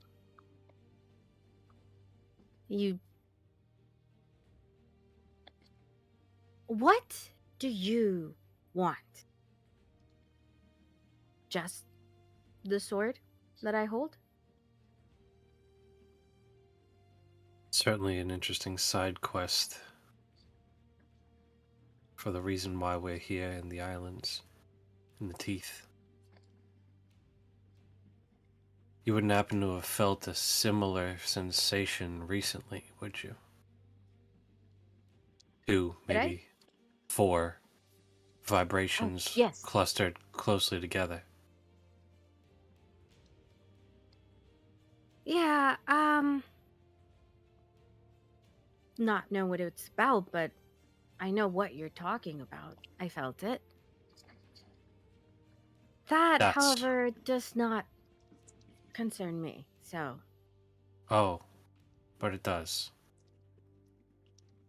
Because once they've killed us, they'd come for you and the wielder of the One of Air.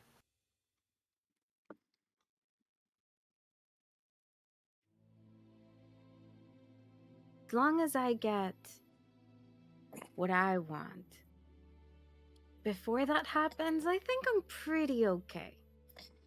Now, like I said, we start with the ship, right? That beauty on the dock.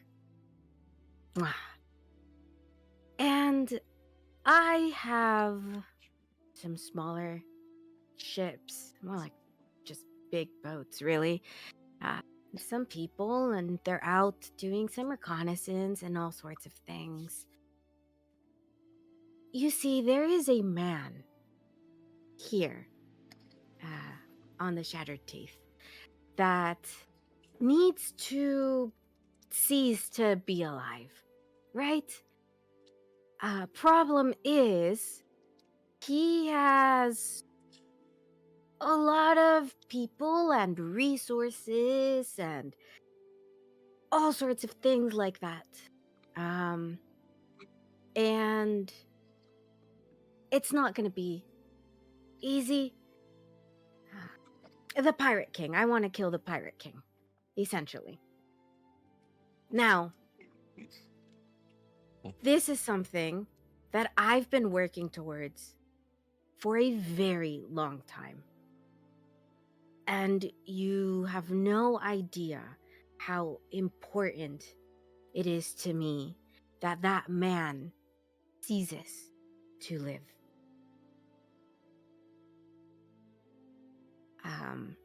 I've been doing some work on it already. It's not going to be all too terribly hard. We're not starting from scratch here. He has, people under his command, generals, and all sorts of that. And the last one that we faced took my last ship with him, but he went down. Now I just need a new ship, a bigger ship, better ship. I think, according to the information that I've been able to gather, there should only be 2 more men under him that have command of portions of his fleet still, that I haven't already killed. And we are going to have to get rid of them in order to be able to get close enough to him for me to, commit the unaliving.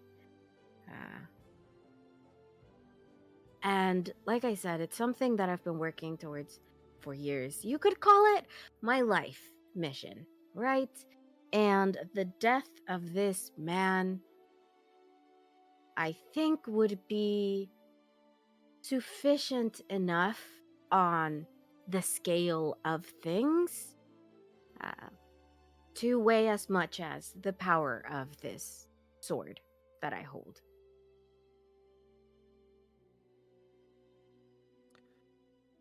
A boat and 3 lives for a sword. Well, when you put it that way, it doesn't sound all that impressive. But yes, in just about a ship. A ship and 3 lives.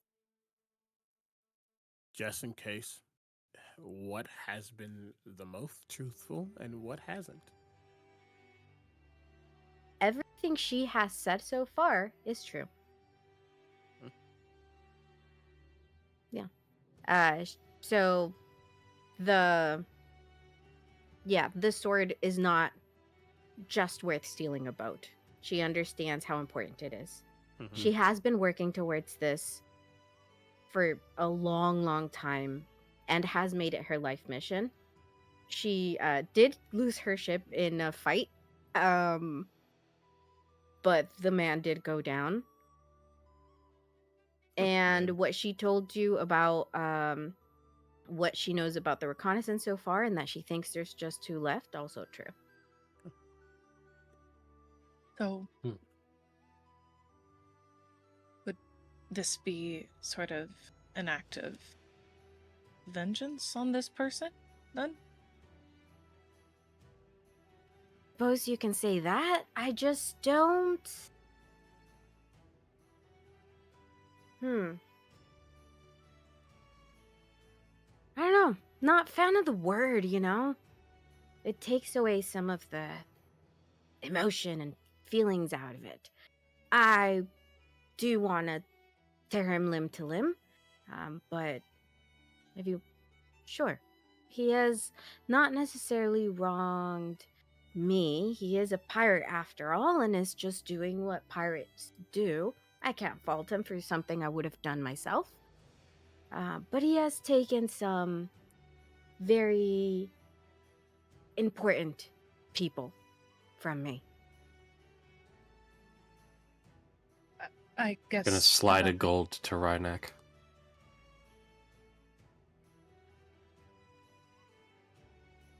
For context, what is the go for?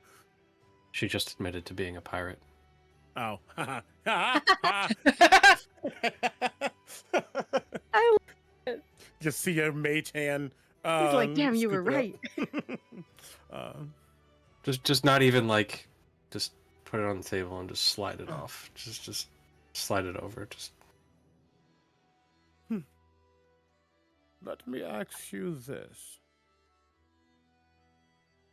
Because I assume an accord is being made. Oh, We fancy want- paper, yeah. Oh, no. Well, yes, but no. You want this pirate king dead, gone. And you will give us this piece for his death and the boat. Ship. What would you give us for all of that? And his soul?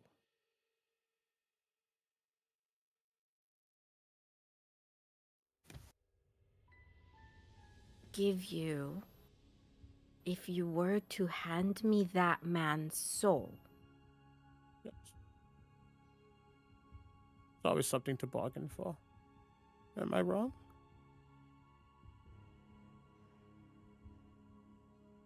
Man, that sounds like some demon stuff, not gonna lie. I don't know. I just want him dead. What happens when he I'd is? have to think of that. You feel Soshi as he mentions this soul. You feel their hand kind of like grip yours under the table. Do they say anything through the mental link? You just feel that pressure to do good through that link. They don't say anything to you specifically, Oh, but they just they just try and guilt you through that link. I love it. I like to think that's a very familiar feeling. Oh, 100%. They do this every day. Every time you haggle with someone, they just kind of grab your hand like, just do the right thing, please. How about this? We'll settle the matter as is first, and then I'll think on the soul thing a little bit. And if I decide that I want it, we can make a new deal. Give you something in return for it. As long as Cool. we know before they die, there is an expiration point. There, Oh, yeah.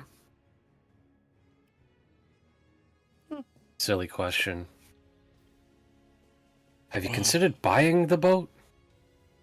Like your He friend. just looks toward you. No. And not because of lack of funds. That's just... It wouldn't really feel mine if I didn't take it, you know? And it's exciting. Have you ever stolen a ship before? No. So you, You know, they wouldn't know give- how exciting it is. You know, they give you a deed. It's yours. What's mine if I take it as well? Arguably, if somebody else holds the deed, it's theirs. If anybody tries to come for me and my ship, they'll find themselves at the bottom of the sea, whether they hold a piece of paper or not. There is one point of concern that I am aware of with these blades. When you sort of attune yourself to it, you attune your soul to it. Do you have a means of separating yourself from the blade? Your soul.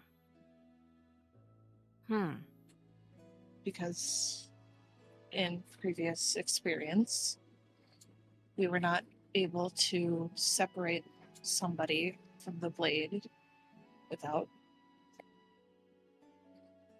killing them. Or it would take some...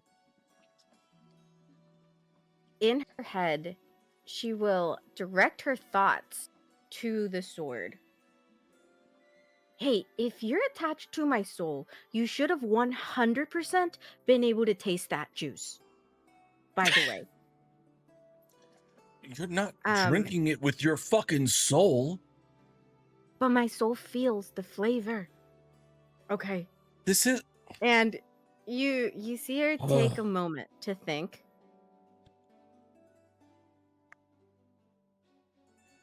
And after a, little bit of deliberation, I heard, well, first of all, how much do all you know about these islands here? Very little. Okay. So, I've heard in the Pirate King, I'm assuming you also never heard of him.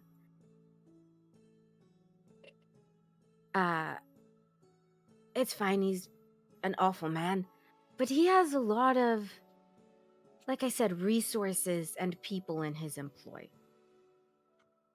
I heard that he has, I don't know if I would call him a priest.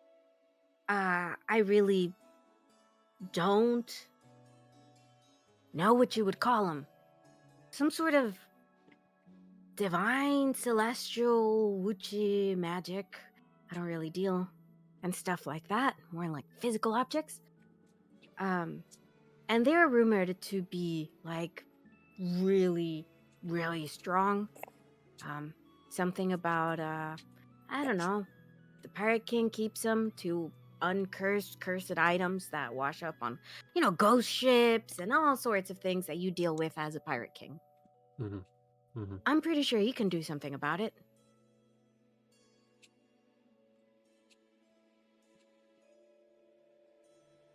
So,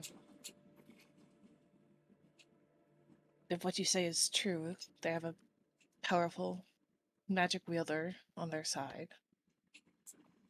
Hopefully they'll be able to help. And maybe... Don't worry about him fighting, though. Bloke doesn't fight. Something about pacifism and some other stuff. Oh yeah, I'm a pacifist myself. That's awful. It doesn't mean I won't pass a fist through your face, but I am a pacifist. She genuinely cackled. Yeah, that was funny. But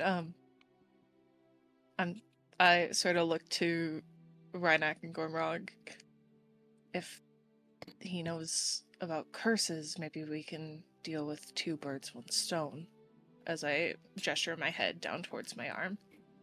I'm not supposed to be there? I really wish it wasn't. I can cut it off if you like. I don't know if it's also sort of attached to your soul or something. Seems we've likely. had this discussion, but yeah, it's likely. Oh. Yeah. You can ask him. If he's working for the Pirate King, We kill why the would Pirate he? King. Because we you kill the know what Pirate King. happens when I kill the Pirate King? As the only pirate in this here Accords, I I'm become sitting right pirate here, Captain. queen. I'm sitting right here, Captain. I feel like I should be included in the pirate talk. You're not in the accord, not the negotiate. What are you gonna give them? What? A I don't spunky think they attitude. want anything from you, old man. All right, that seems a little ageist, but I Hey, but I need you, and I'm glad that you're here. Okay? love you. Yeah. Oh, You didn't say I love you want- back. Why didn't you say I I love you back? you too. Thank you. I love you too. Jeez Louise. Zone of Truth is still up. Was that true? Yes, you get a feeling these two have known each other for a very, very long time. That's sweet. Precious. I'm not saying that in character, but it's sweet. So you want status, is what you want. Power. You want him dead? The position just sort of comes with, killing him. Power vacuum and all of that? Yeah, So just an that was additional the benefit. question. Oh, yeah. The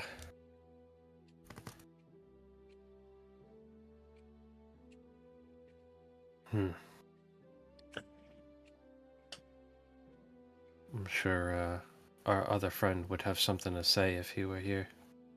Sleeping off some exhaustion from that battle.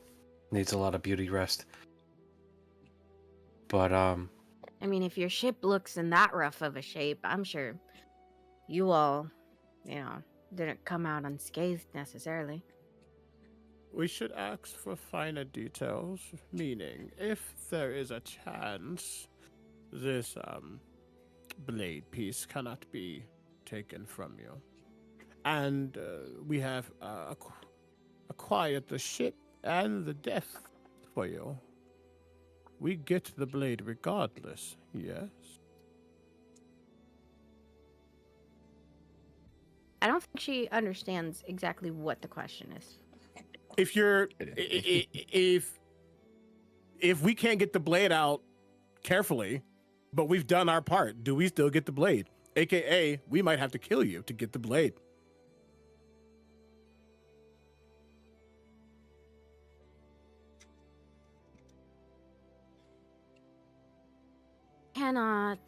That man cannot separate us.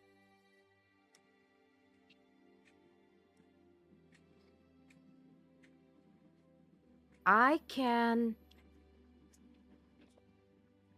probably...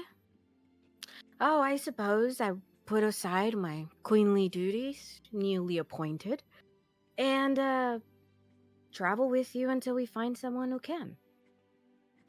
You can tell that Rhynak doesn't care for that answer, but looks over to Gormrug, because Gormrug and Finnick, as captain and the one actively doing the trade, are the ones who get final say. So it's just... death is better. But Fennec, what do you think? It's a lot to take in, especially the amount of trouble we'll be getting into. Granted, I know we're no strangers to trouble.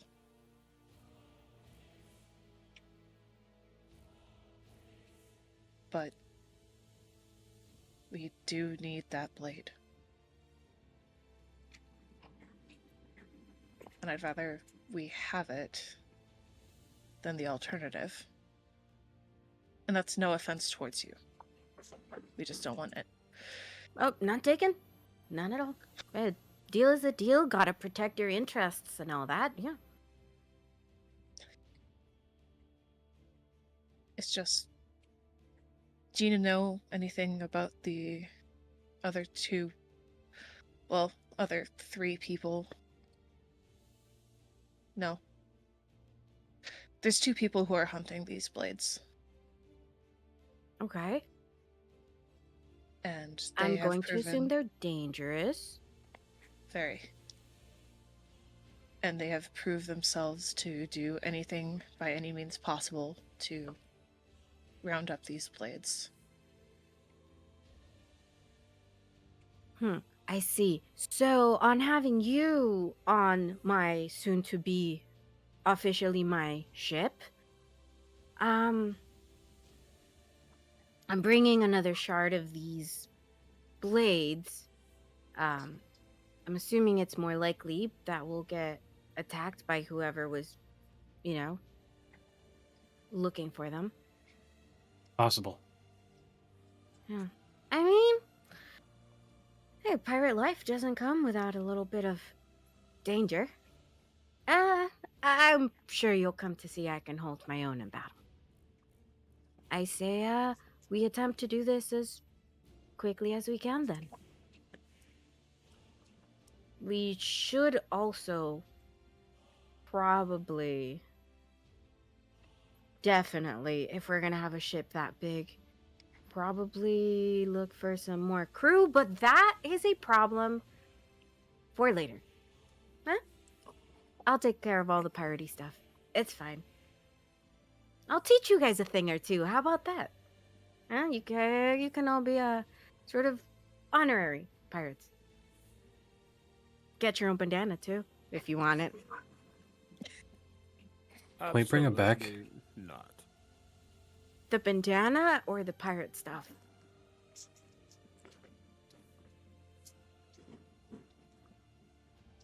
You said absolutely not. Oh, to being a pirate. He does not want to be a pirate. He looks way too clean and not rough for all that. Finnick. Or can you or Zarel bring it back? I could, yes.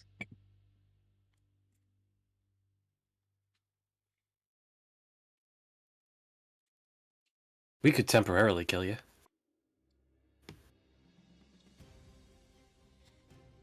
Hmm? Not take any chances with not being here until I can see my life mission through. After that, Oh, yeah. Things get a little more loose. And if there is this high-powered cleric, they probably could too.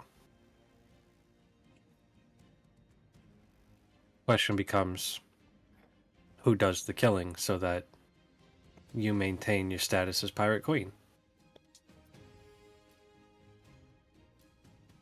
Someone like myself did it. I don't think you would lose that status because I am not a pirate. And I also think you're putting the cart in front of the horse, so to speak. Just weighing options. Sure.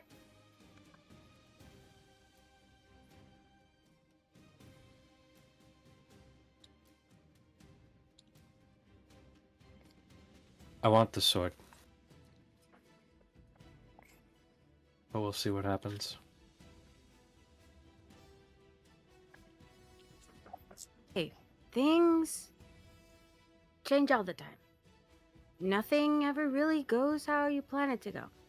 Like the sea. You think it's not gonna storm, and then it storms anyways. So,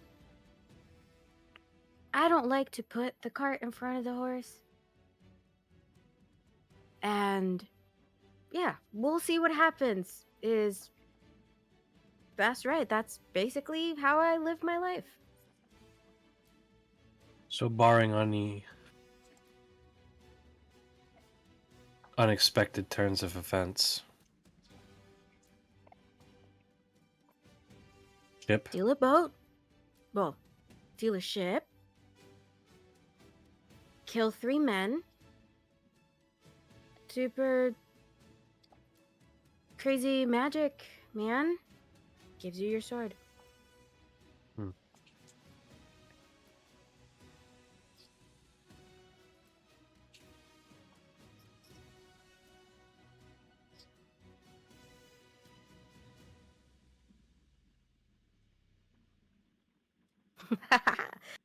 Nice. I haven't made one of these in a while, she turns to Gale. Usually we just kill them and take their stuff. I was It really looking feels forward good to it. to I'll be make a honest with you, deal Captain. once in a while.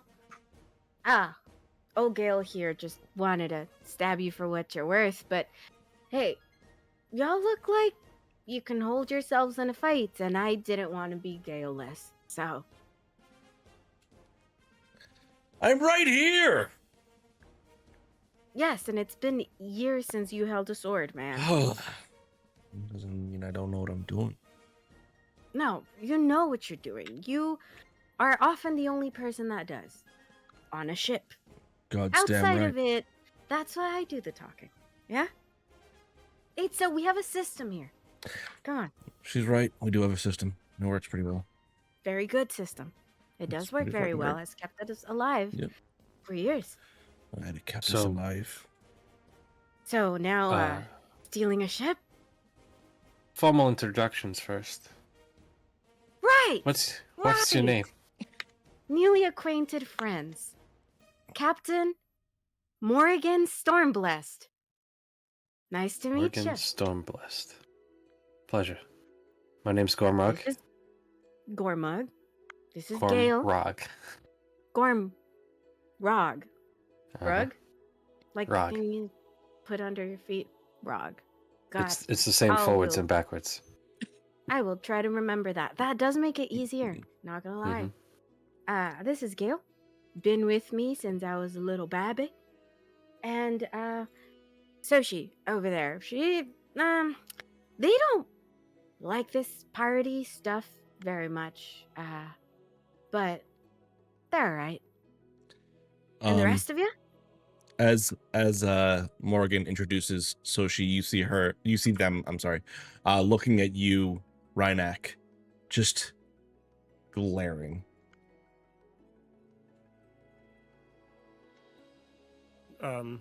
Definitely catches this glare. Is it a glare of curiosity? No, glare of it's a glare. It's an anger? accusational glare. Oh, okay. A pleasure. Dr. Rhynak Everwillow. Doctor. See, now that's a tricky one, right? Because they say doctor, and my first instinct is like, like wounded and stuff. But some people become doctors, like writing and other things. So, what kind of doctor are you before I get my hopes up?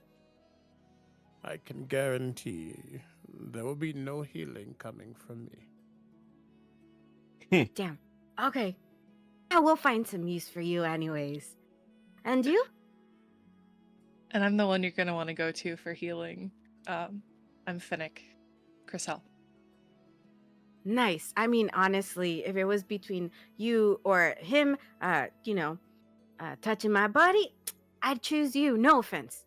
No offense. As she looks over at the doctor. I have no Finnick's desire face to turns. touch. No. Bright red.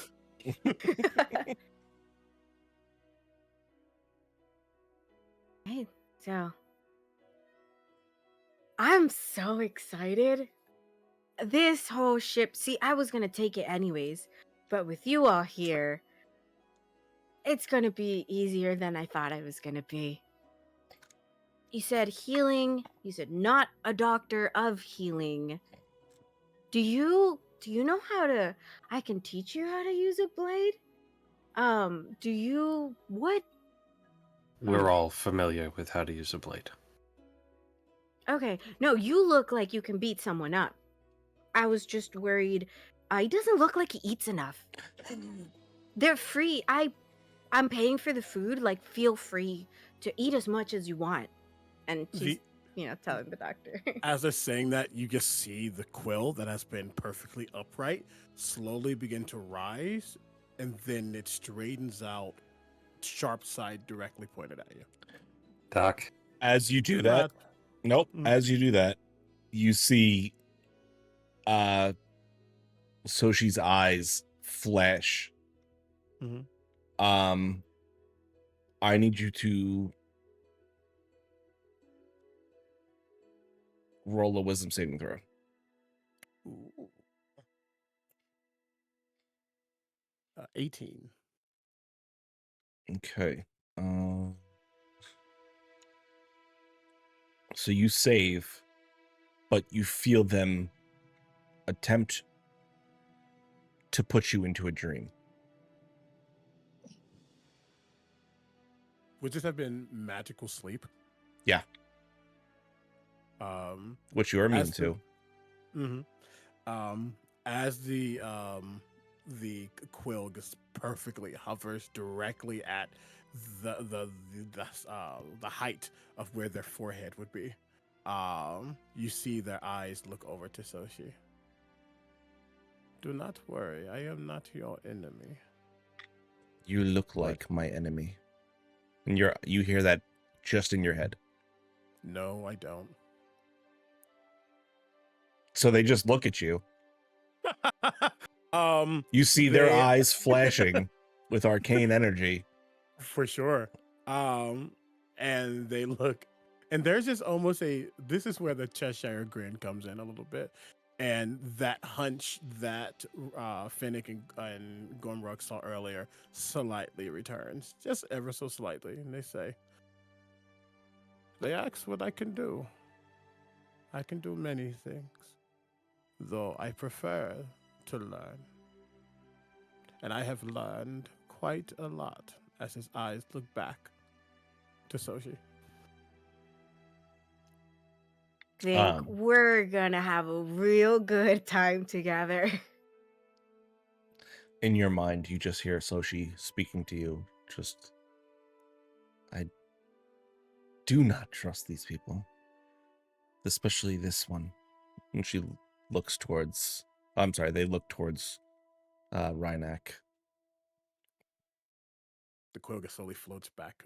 And actually kind of... No, it doesn't do that. I'm not going to be that petty. But it was just kind of lower, and as a lower, it disappears. I will say, even with your passive perception being as high, you hear this almost hiss-like sound come from Soshi, though their mouth doesn't seem to move at all. Just kind of also hearing, Gormrog, Rhynak, go in dad mode for just a second. Just slightly leans back, and that hunch goes away, and they kind of become reformed again. But yes, I think our differences are going to be quite intriguing. But a deal is a deal, is it not?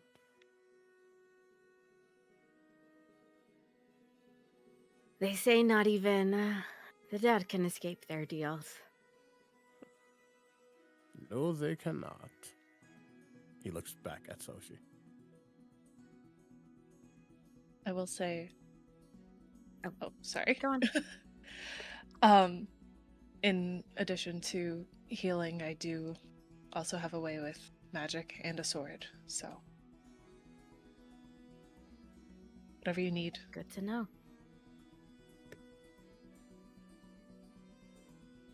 And you, besides hitting things really hard, which I'm sure you can do by the, she points at your arms and... Do you also do magic stuff? No. Yeah. Honestly, I sort of neither. Kind of. Kind of. Now, how about we finish eating before it all gets really cold? It'll be our, first meal as a, what do we call it? You all Crew. aren't pirates. Yeah, first meal as a crew. I like that. And they just start eating again. About the ship though, with mouthfuls. After we eat, 'cause I think, stealing a ship is a plan for a well-fed mind. But I have a couple of ideas. Don't worry. And she just keeps shoveling food into her mouth. As a note, because we kind of time jumped, but you see that Rhinak has that same juice in a goblet, and has just kind of just been sitting there watching and listening, has not taken a single bite of the food. Gormrug and Fennec also have not seen him consume anything while he was on the ship.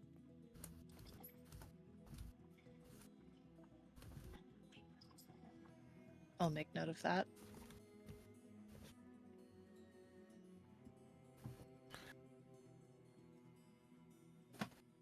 Okay.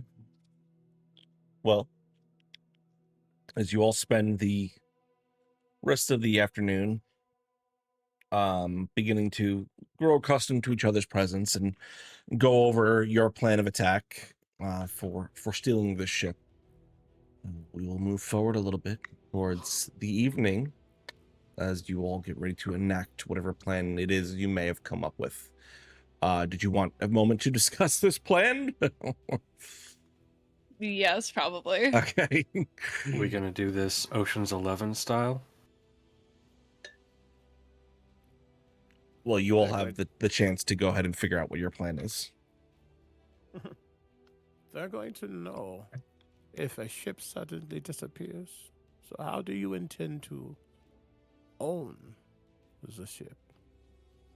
Right. So she would have let you all know everything that she has learned throughout like her days here scouting it out. She would be able to tell you the shifts of the guards, how many of them are patrolling, when they do shifts change, stuff like that. She also would have told you that she had told the ship worker that she was planning on purchasing the ship as a means to, you have to see something on the inside and everything like that, check it for damages or anything you don't like before you buy it, especially something like this that definitely costs a lot of gold.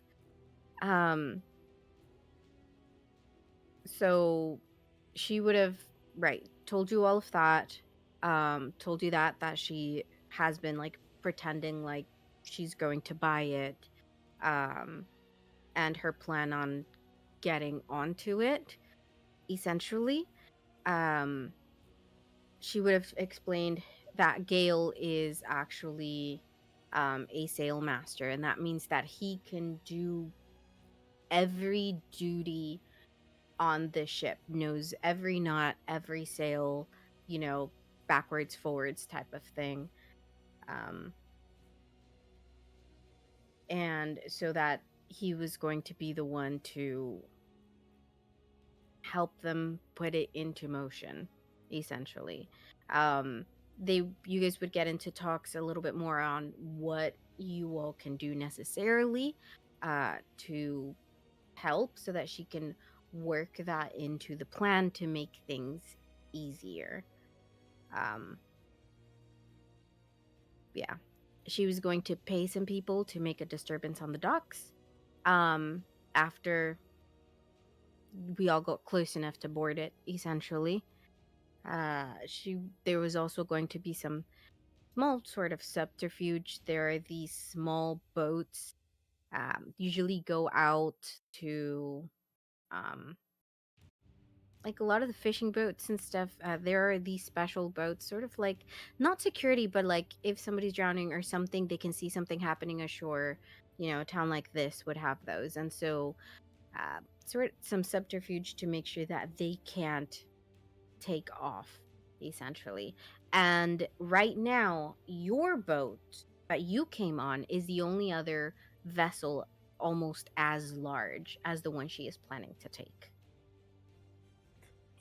So the question begs, just to understand, are we trying to take the boat physically? And if we are, where is it going? Because if we still need to do things on the island, like kill 3 people, once a big boat is taken. The people are not on this island. Mm. So notes to her other plan items. when she was going to take the ship to a cove where there is a couple of small rowboats with some of her men who survived, like just deckhands, like they just, ropes and stuff, which is sort of what's left of what she had when her original boat sank. And there is like a cove, like you would learn from this that she has essentially lived on the Shattered Teeth her whole life. And so we would be taking the ship to this location, sort of into this cove, to do some minor aesthetic alterations to it to make it officially feel hers, um, and all of that, hide out, that type of stuff. Yeah, so there is somewhere to take it, so we can lose if anyone happens to be on our tails. But again, considering that the only other large enough ship to make a real pursuit is the one that you all came in, she doesn't think y'all are going to be followed. So as long as we can get the ship out of the harbor successfully, that's the main concern. Again, paying people to cause distractions on the docks and all of that.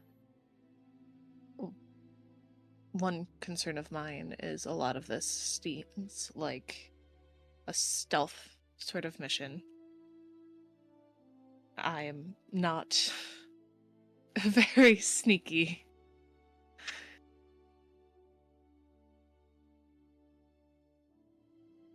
First part of it wouldn't be. Because again, she's pretending to want to buy this. Y'all all look all decked out and, shiny with your armor and stuff. So y'all can be with me and that would be fine. She's not very concerned about that. The stealthy stuff needs to be, is going to more so be the subterfuge to the other, like, small boats that might cause trouble. Because as we are departing from the docks, they're going to come over and attempt to board to forcefully stop the ship, right? Because that is the only real thing they can do. They cannot make chase once we are sufficiently out of the area of the island, because there is no boat big enough to chase us, right? And so the sneaky stuff is disabling those small boats, and then us getting on the ship under it was be more like deception than stealth, if that makes sense.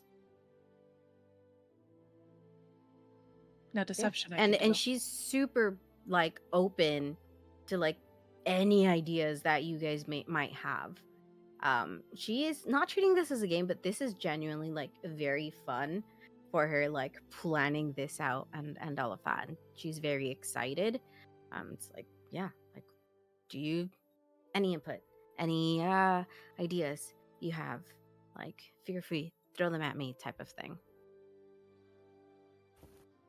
Do you know how many of these little boats there are? So when she made her rounds, there are 3 of the small ships, and then the hard thing is going to be like the normal guards that patrol the docks, because we're not going to be able to get close enough to disable those without being some sort of sneaky or somehow disabling the current guards in that shift before shift change, and then they notice something's wrong. Like, there's a lot of ways we can go about this. So it's kind of like, what would you rather do? She was just gonna bonk them in the head, toss them in the crate, and then go and attempt to mess up the other little boats before making her way to the big ship. But if y'all had any ideas, super open to it. Rhinex kind of leaving the final decision again to these two because he is fine with either option. He can be quite sneaky, shifty if need be. I can be quiet when I need to be. I'm green, but I don't glow in the dark, you know?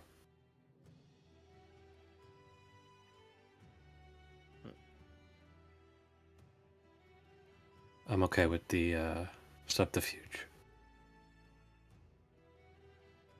And it sounds like we shall handle anything that might try to stop us beforehand, and then we take the boat at a time where people are not around. Correct. Finnick, what do you want to do with the Red Dawn? Ah, that is a conundrum, isn't it? Got to have two boats. Would we be coming back for it?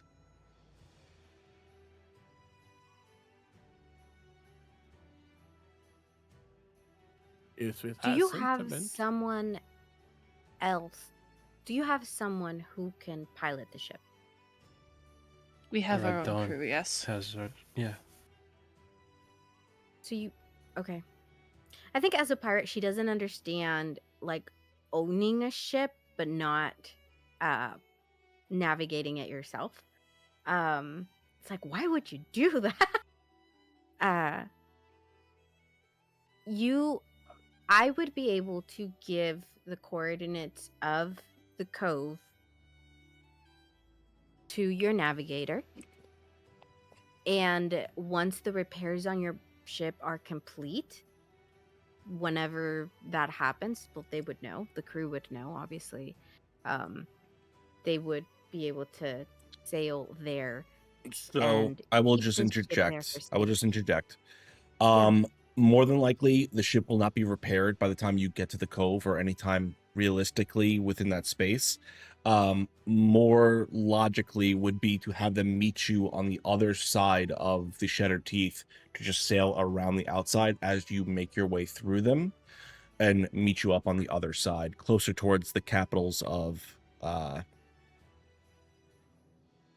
Brasshold Enclave. Like, what I meant was, like, the ship isn't sailing today or tomorrow. It's like in a couple of weeks, whenever it is done, here is a place where you wouldn't have to pay the docking fees to have it, essentially. So it's like, as long as the crew knows where, then in a week, 2 weeks' time, whenever the repairs happen to be done, they can be making their way. But yeah, you could also have them sort of meet up with us wherever we happen to be by going around instead of through, if you have a way to communicate with them. But if not, then there is a place where the crew and the ship can stay. Okay. So that'd be entirely up to you. And just making sure I have this right. If Gormrog and Rhynak wanted to do the subterfuge, the sabotage, and if we were on you and I, Morgan, were on the more front-facing side of things. Really going to put Gale with you because he is an older man that has seen a lot of what is it? Yeah. So people tend to regard him less cautiously than they do me. Where would this one go? Pointing at Soshi. Almost I antagonistic. don't think. Yeah, they will be wherever I am. Ah, I see. Good. Doc, how old are you? Oh, That's a question I would like to know as well.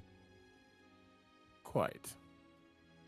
We don't age as Ancient, some might say. Well, I am Elvin. Hmm. Hmm.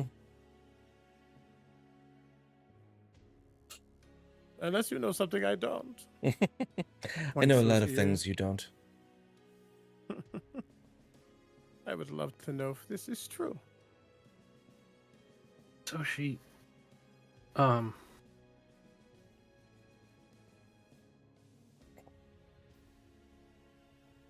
are we gonna have to have this out, or is this gonna be a problem? I go wherever Morrigan decides.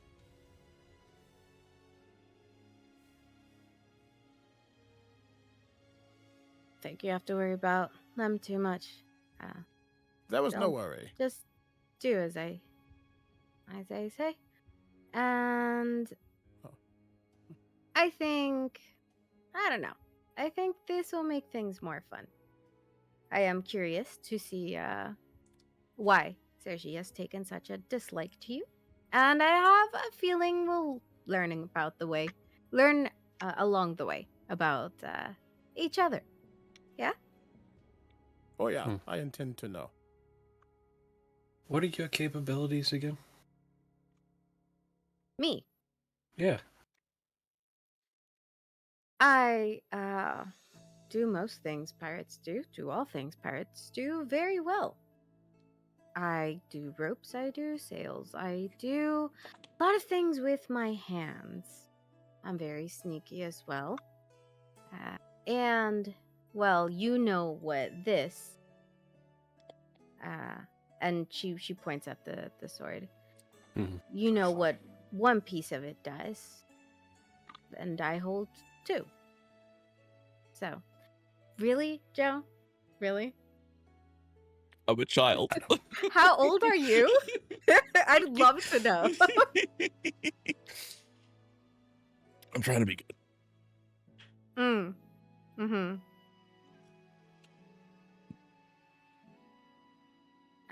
I was going again to have Gail go up to the shipwright lady, and I was going to be the one to, go and cut all the ropes off the sails of the ships, the little boats.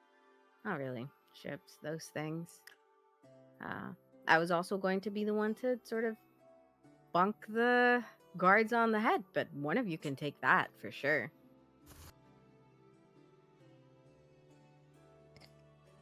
I can knock them out. Don't necessarily think I would have been able to drag them into a crate on my own anyways. And I could have made Soshi help, but they really don't like this sort of thing. I can do that part. Nice. What do they do? I protect Morrigan. A protector, guardian sort of type. Like I said, they don't take very kindly to all the sorts of stuff I get myself into, so they try to avoid as much of it as they can. It's alright. Protect you by means of sword or arcane? Or both? Yeah. Suddenly I feel very, outclassed here. No doubtful. Let's Like I see said, what you I can don't do. have any innate magic. Well, wasn't born with any. So, just a girl, I guess. I'm About just to a guy. become pirate queen. There you go. Now, Gail, you said you were pretty good at the whole deceiving thing, and you also look very nice and shiny. So I actually think it's a great idea that you two are going to talk to the shipwright. I think this will work out marvelously. Yeah. And doctor, I don't really think I caught where you were gonna be going. Hmm. Hmm. I don't know. Because you could really go anywhere. So once the shipwright lady lets you and Gale get on the ship, Gale is going to begin trying to see what we need in order to get her in the on open sea. And We have another with us. well, I suppose we can help. Oh, I would say he should go with the ones who are talking. I will go with him. okay. What? He does it often. I think it would be good for him. I As don't I disagree. do not know this fellow, I will Mm. trust your judgment on that. I'm sure it'll work out. Quite charming. He is. Okay. Um, Now, I did pay some people. Gale is, well, once you are on the ship, there is another ship that is getting built. I don't know if you could see like the carcass, sort of not the carcass, the half body of a ship, a little ways down the dock. I was going to have them do some sort of disturbance. Now, this shipwright lady might end up coming on the ship with you all, and this would get her and most of the other guards on duty to essentially go over there instead. That gives us time, right, to finish, if we're not already done, with the subterfuge of the small boats. But that should give us enough time, this distraction, to climb on board as well. And by the time that they notice that the whatever was happening isn't really a thing or a threat, we will be with our sails in the air. They'll try to jump on their little boats. They won't be able to follow. By the time they realize all 3 of their boats have been essentially rendered useless, we'll be far enough away that they can't chase. This plan sounds good. Cute. I like to think I'm actually pretty good at coming up with these. Yeah. Any questions, comments, concerns? Because once we start, it's kind of like a go, go, go situation. You know what I mean? I don't know if y'all do things like this often. can't say that we No, do. first timers. Oh, I love it. It's exciting. Okay. You will all do great. I I'm think sure. with that, that's a great point for us to end it for tonight, as you all get ready to steal a ship. That gives you guys a week to go ahead and actually plan this thing. I will send you obviously all the details for what Morgan may have accrued throughout their time in the island. That being said, that is where we're going to call it for tonight. Go ahead, everyone. Yuri, first and foremost, now that you're new to the table, go ahead and let everyone know who you are, where they can find you. Hi, it's me again. Yeah, so my name is Yuri, that is Yuri, pronouns she, they.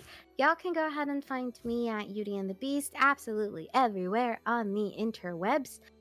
This Monday did release a game of love and just sapphic tension over at Game Master Monday. On Wednesday, I'll be over again at Don't Kill My Character, being a bird princess from space, essentially, as we play mutants and masterminds. And also the release of my episode from Corner of Pleasure and West River over at The Heart is a Dungeon. Anything else, just hop on into my socials to see what I'm up to. This was a lot of fun. Thank you all for having me. Thank you, Joe, so much for inviting me onto this table and helping me craft this character who I think I'm gonna have a lot of fun with. Oh my god, no, you got a lot going on, so go ahead and shout out where people can find you. Yep. Tomorrow, like I said, tomorrow is the start of a summer series over on twitch.tv/surfeffers_. You typically find me on Thursdays over on twitch.tv/Captain Robert for Vecna Eve of Ruin, and on Shadows over Baldur's Gate, a Baldur's Gate 3 inspired D&D game over on Crit Hit Chronicles on Fridays. Aside from that, socials everywhere, Crit Bard. That's me. Okay. You can find us this Thursday as I interview Cassidy Normal for Investigation Check. That being said, I think that's all we've got for this week. You can catch us next week where we will continue this adventure. I've got nothing else. If you guys got nothing else, stick around for the raid. We're going to go ahead and go over to TTRPG Academy. Remember, we love you, geeks. Good night.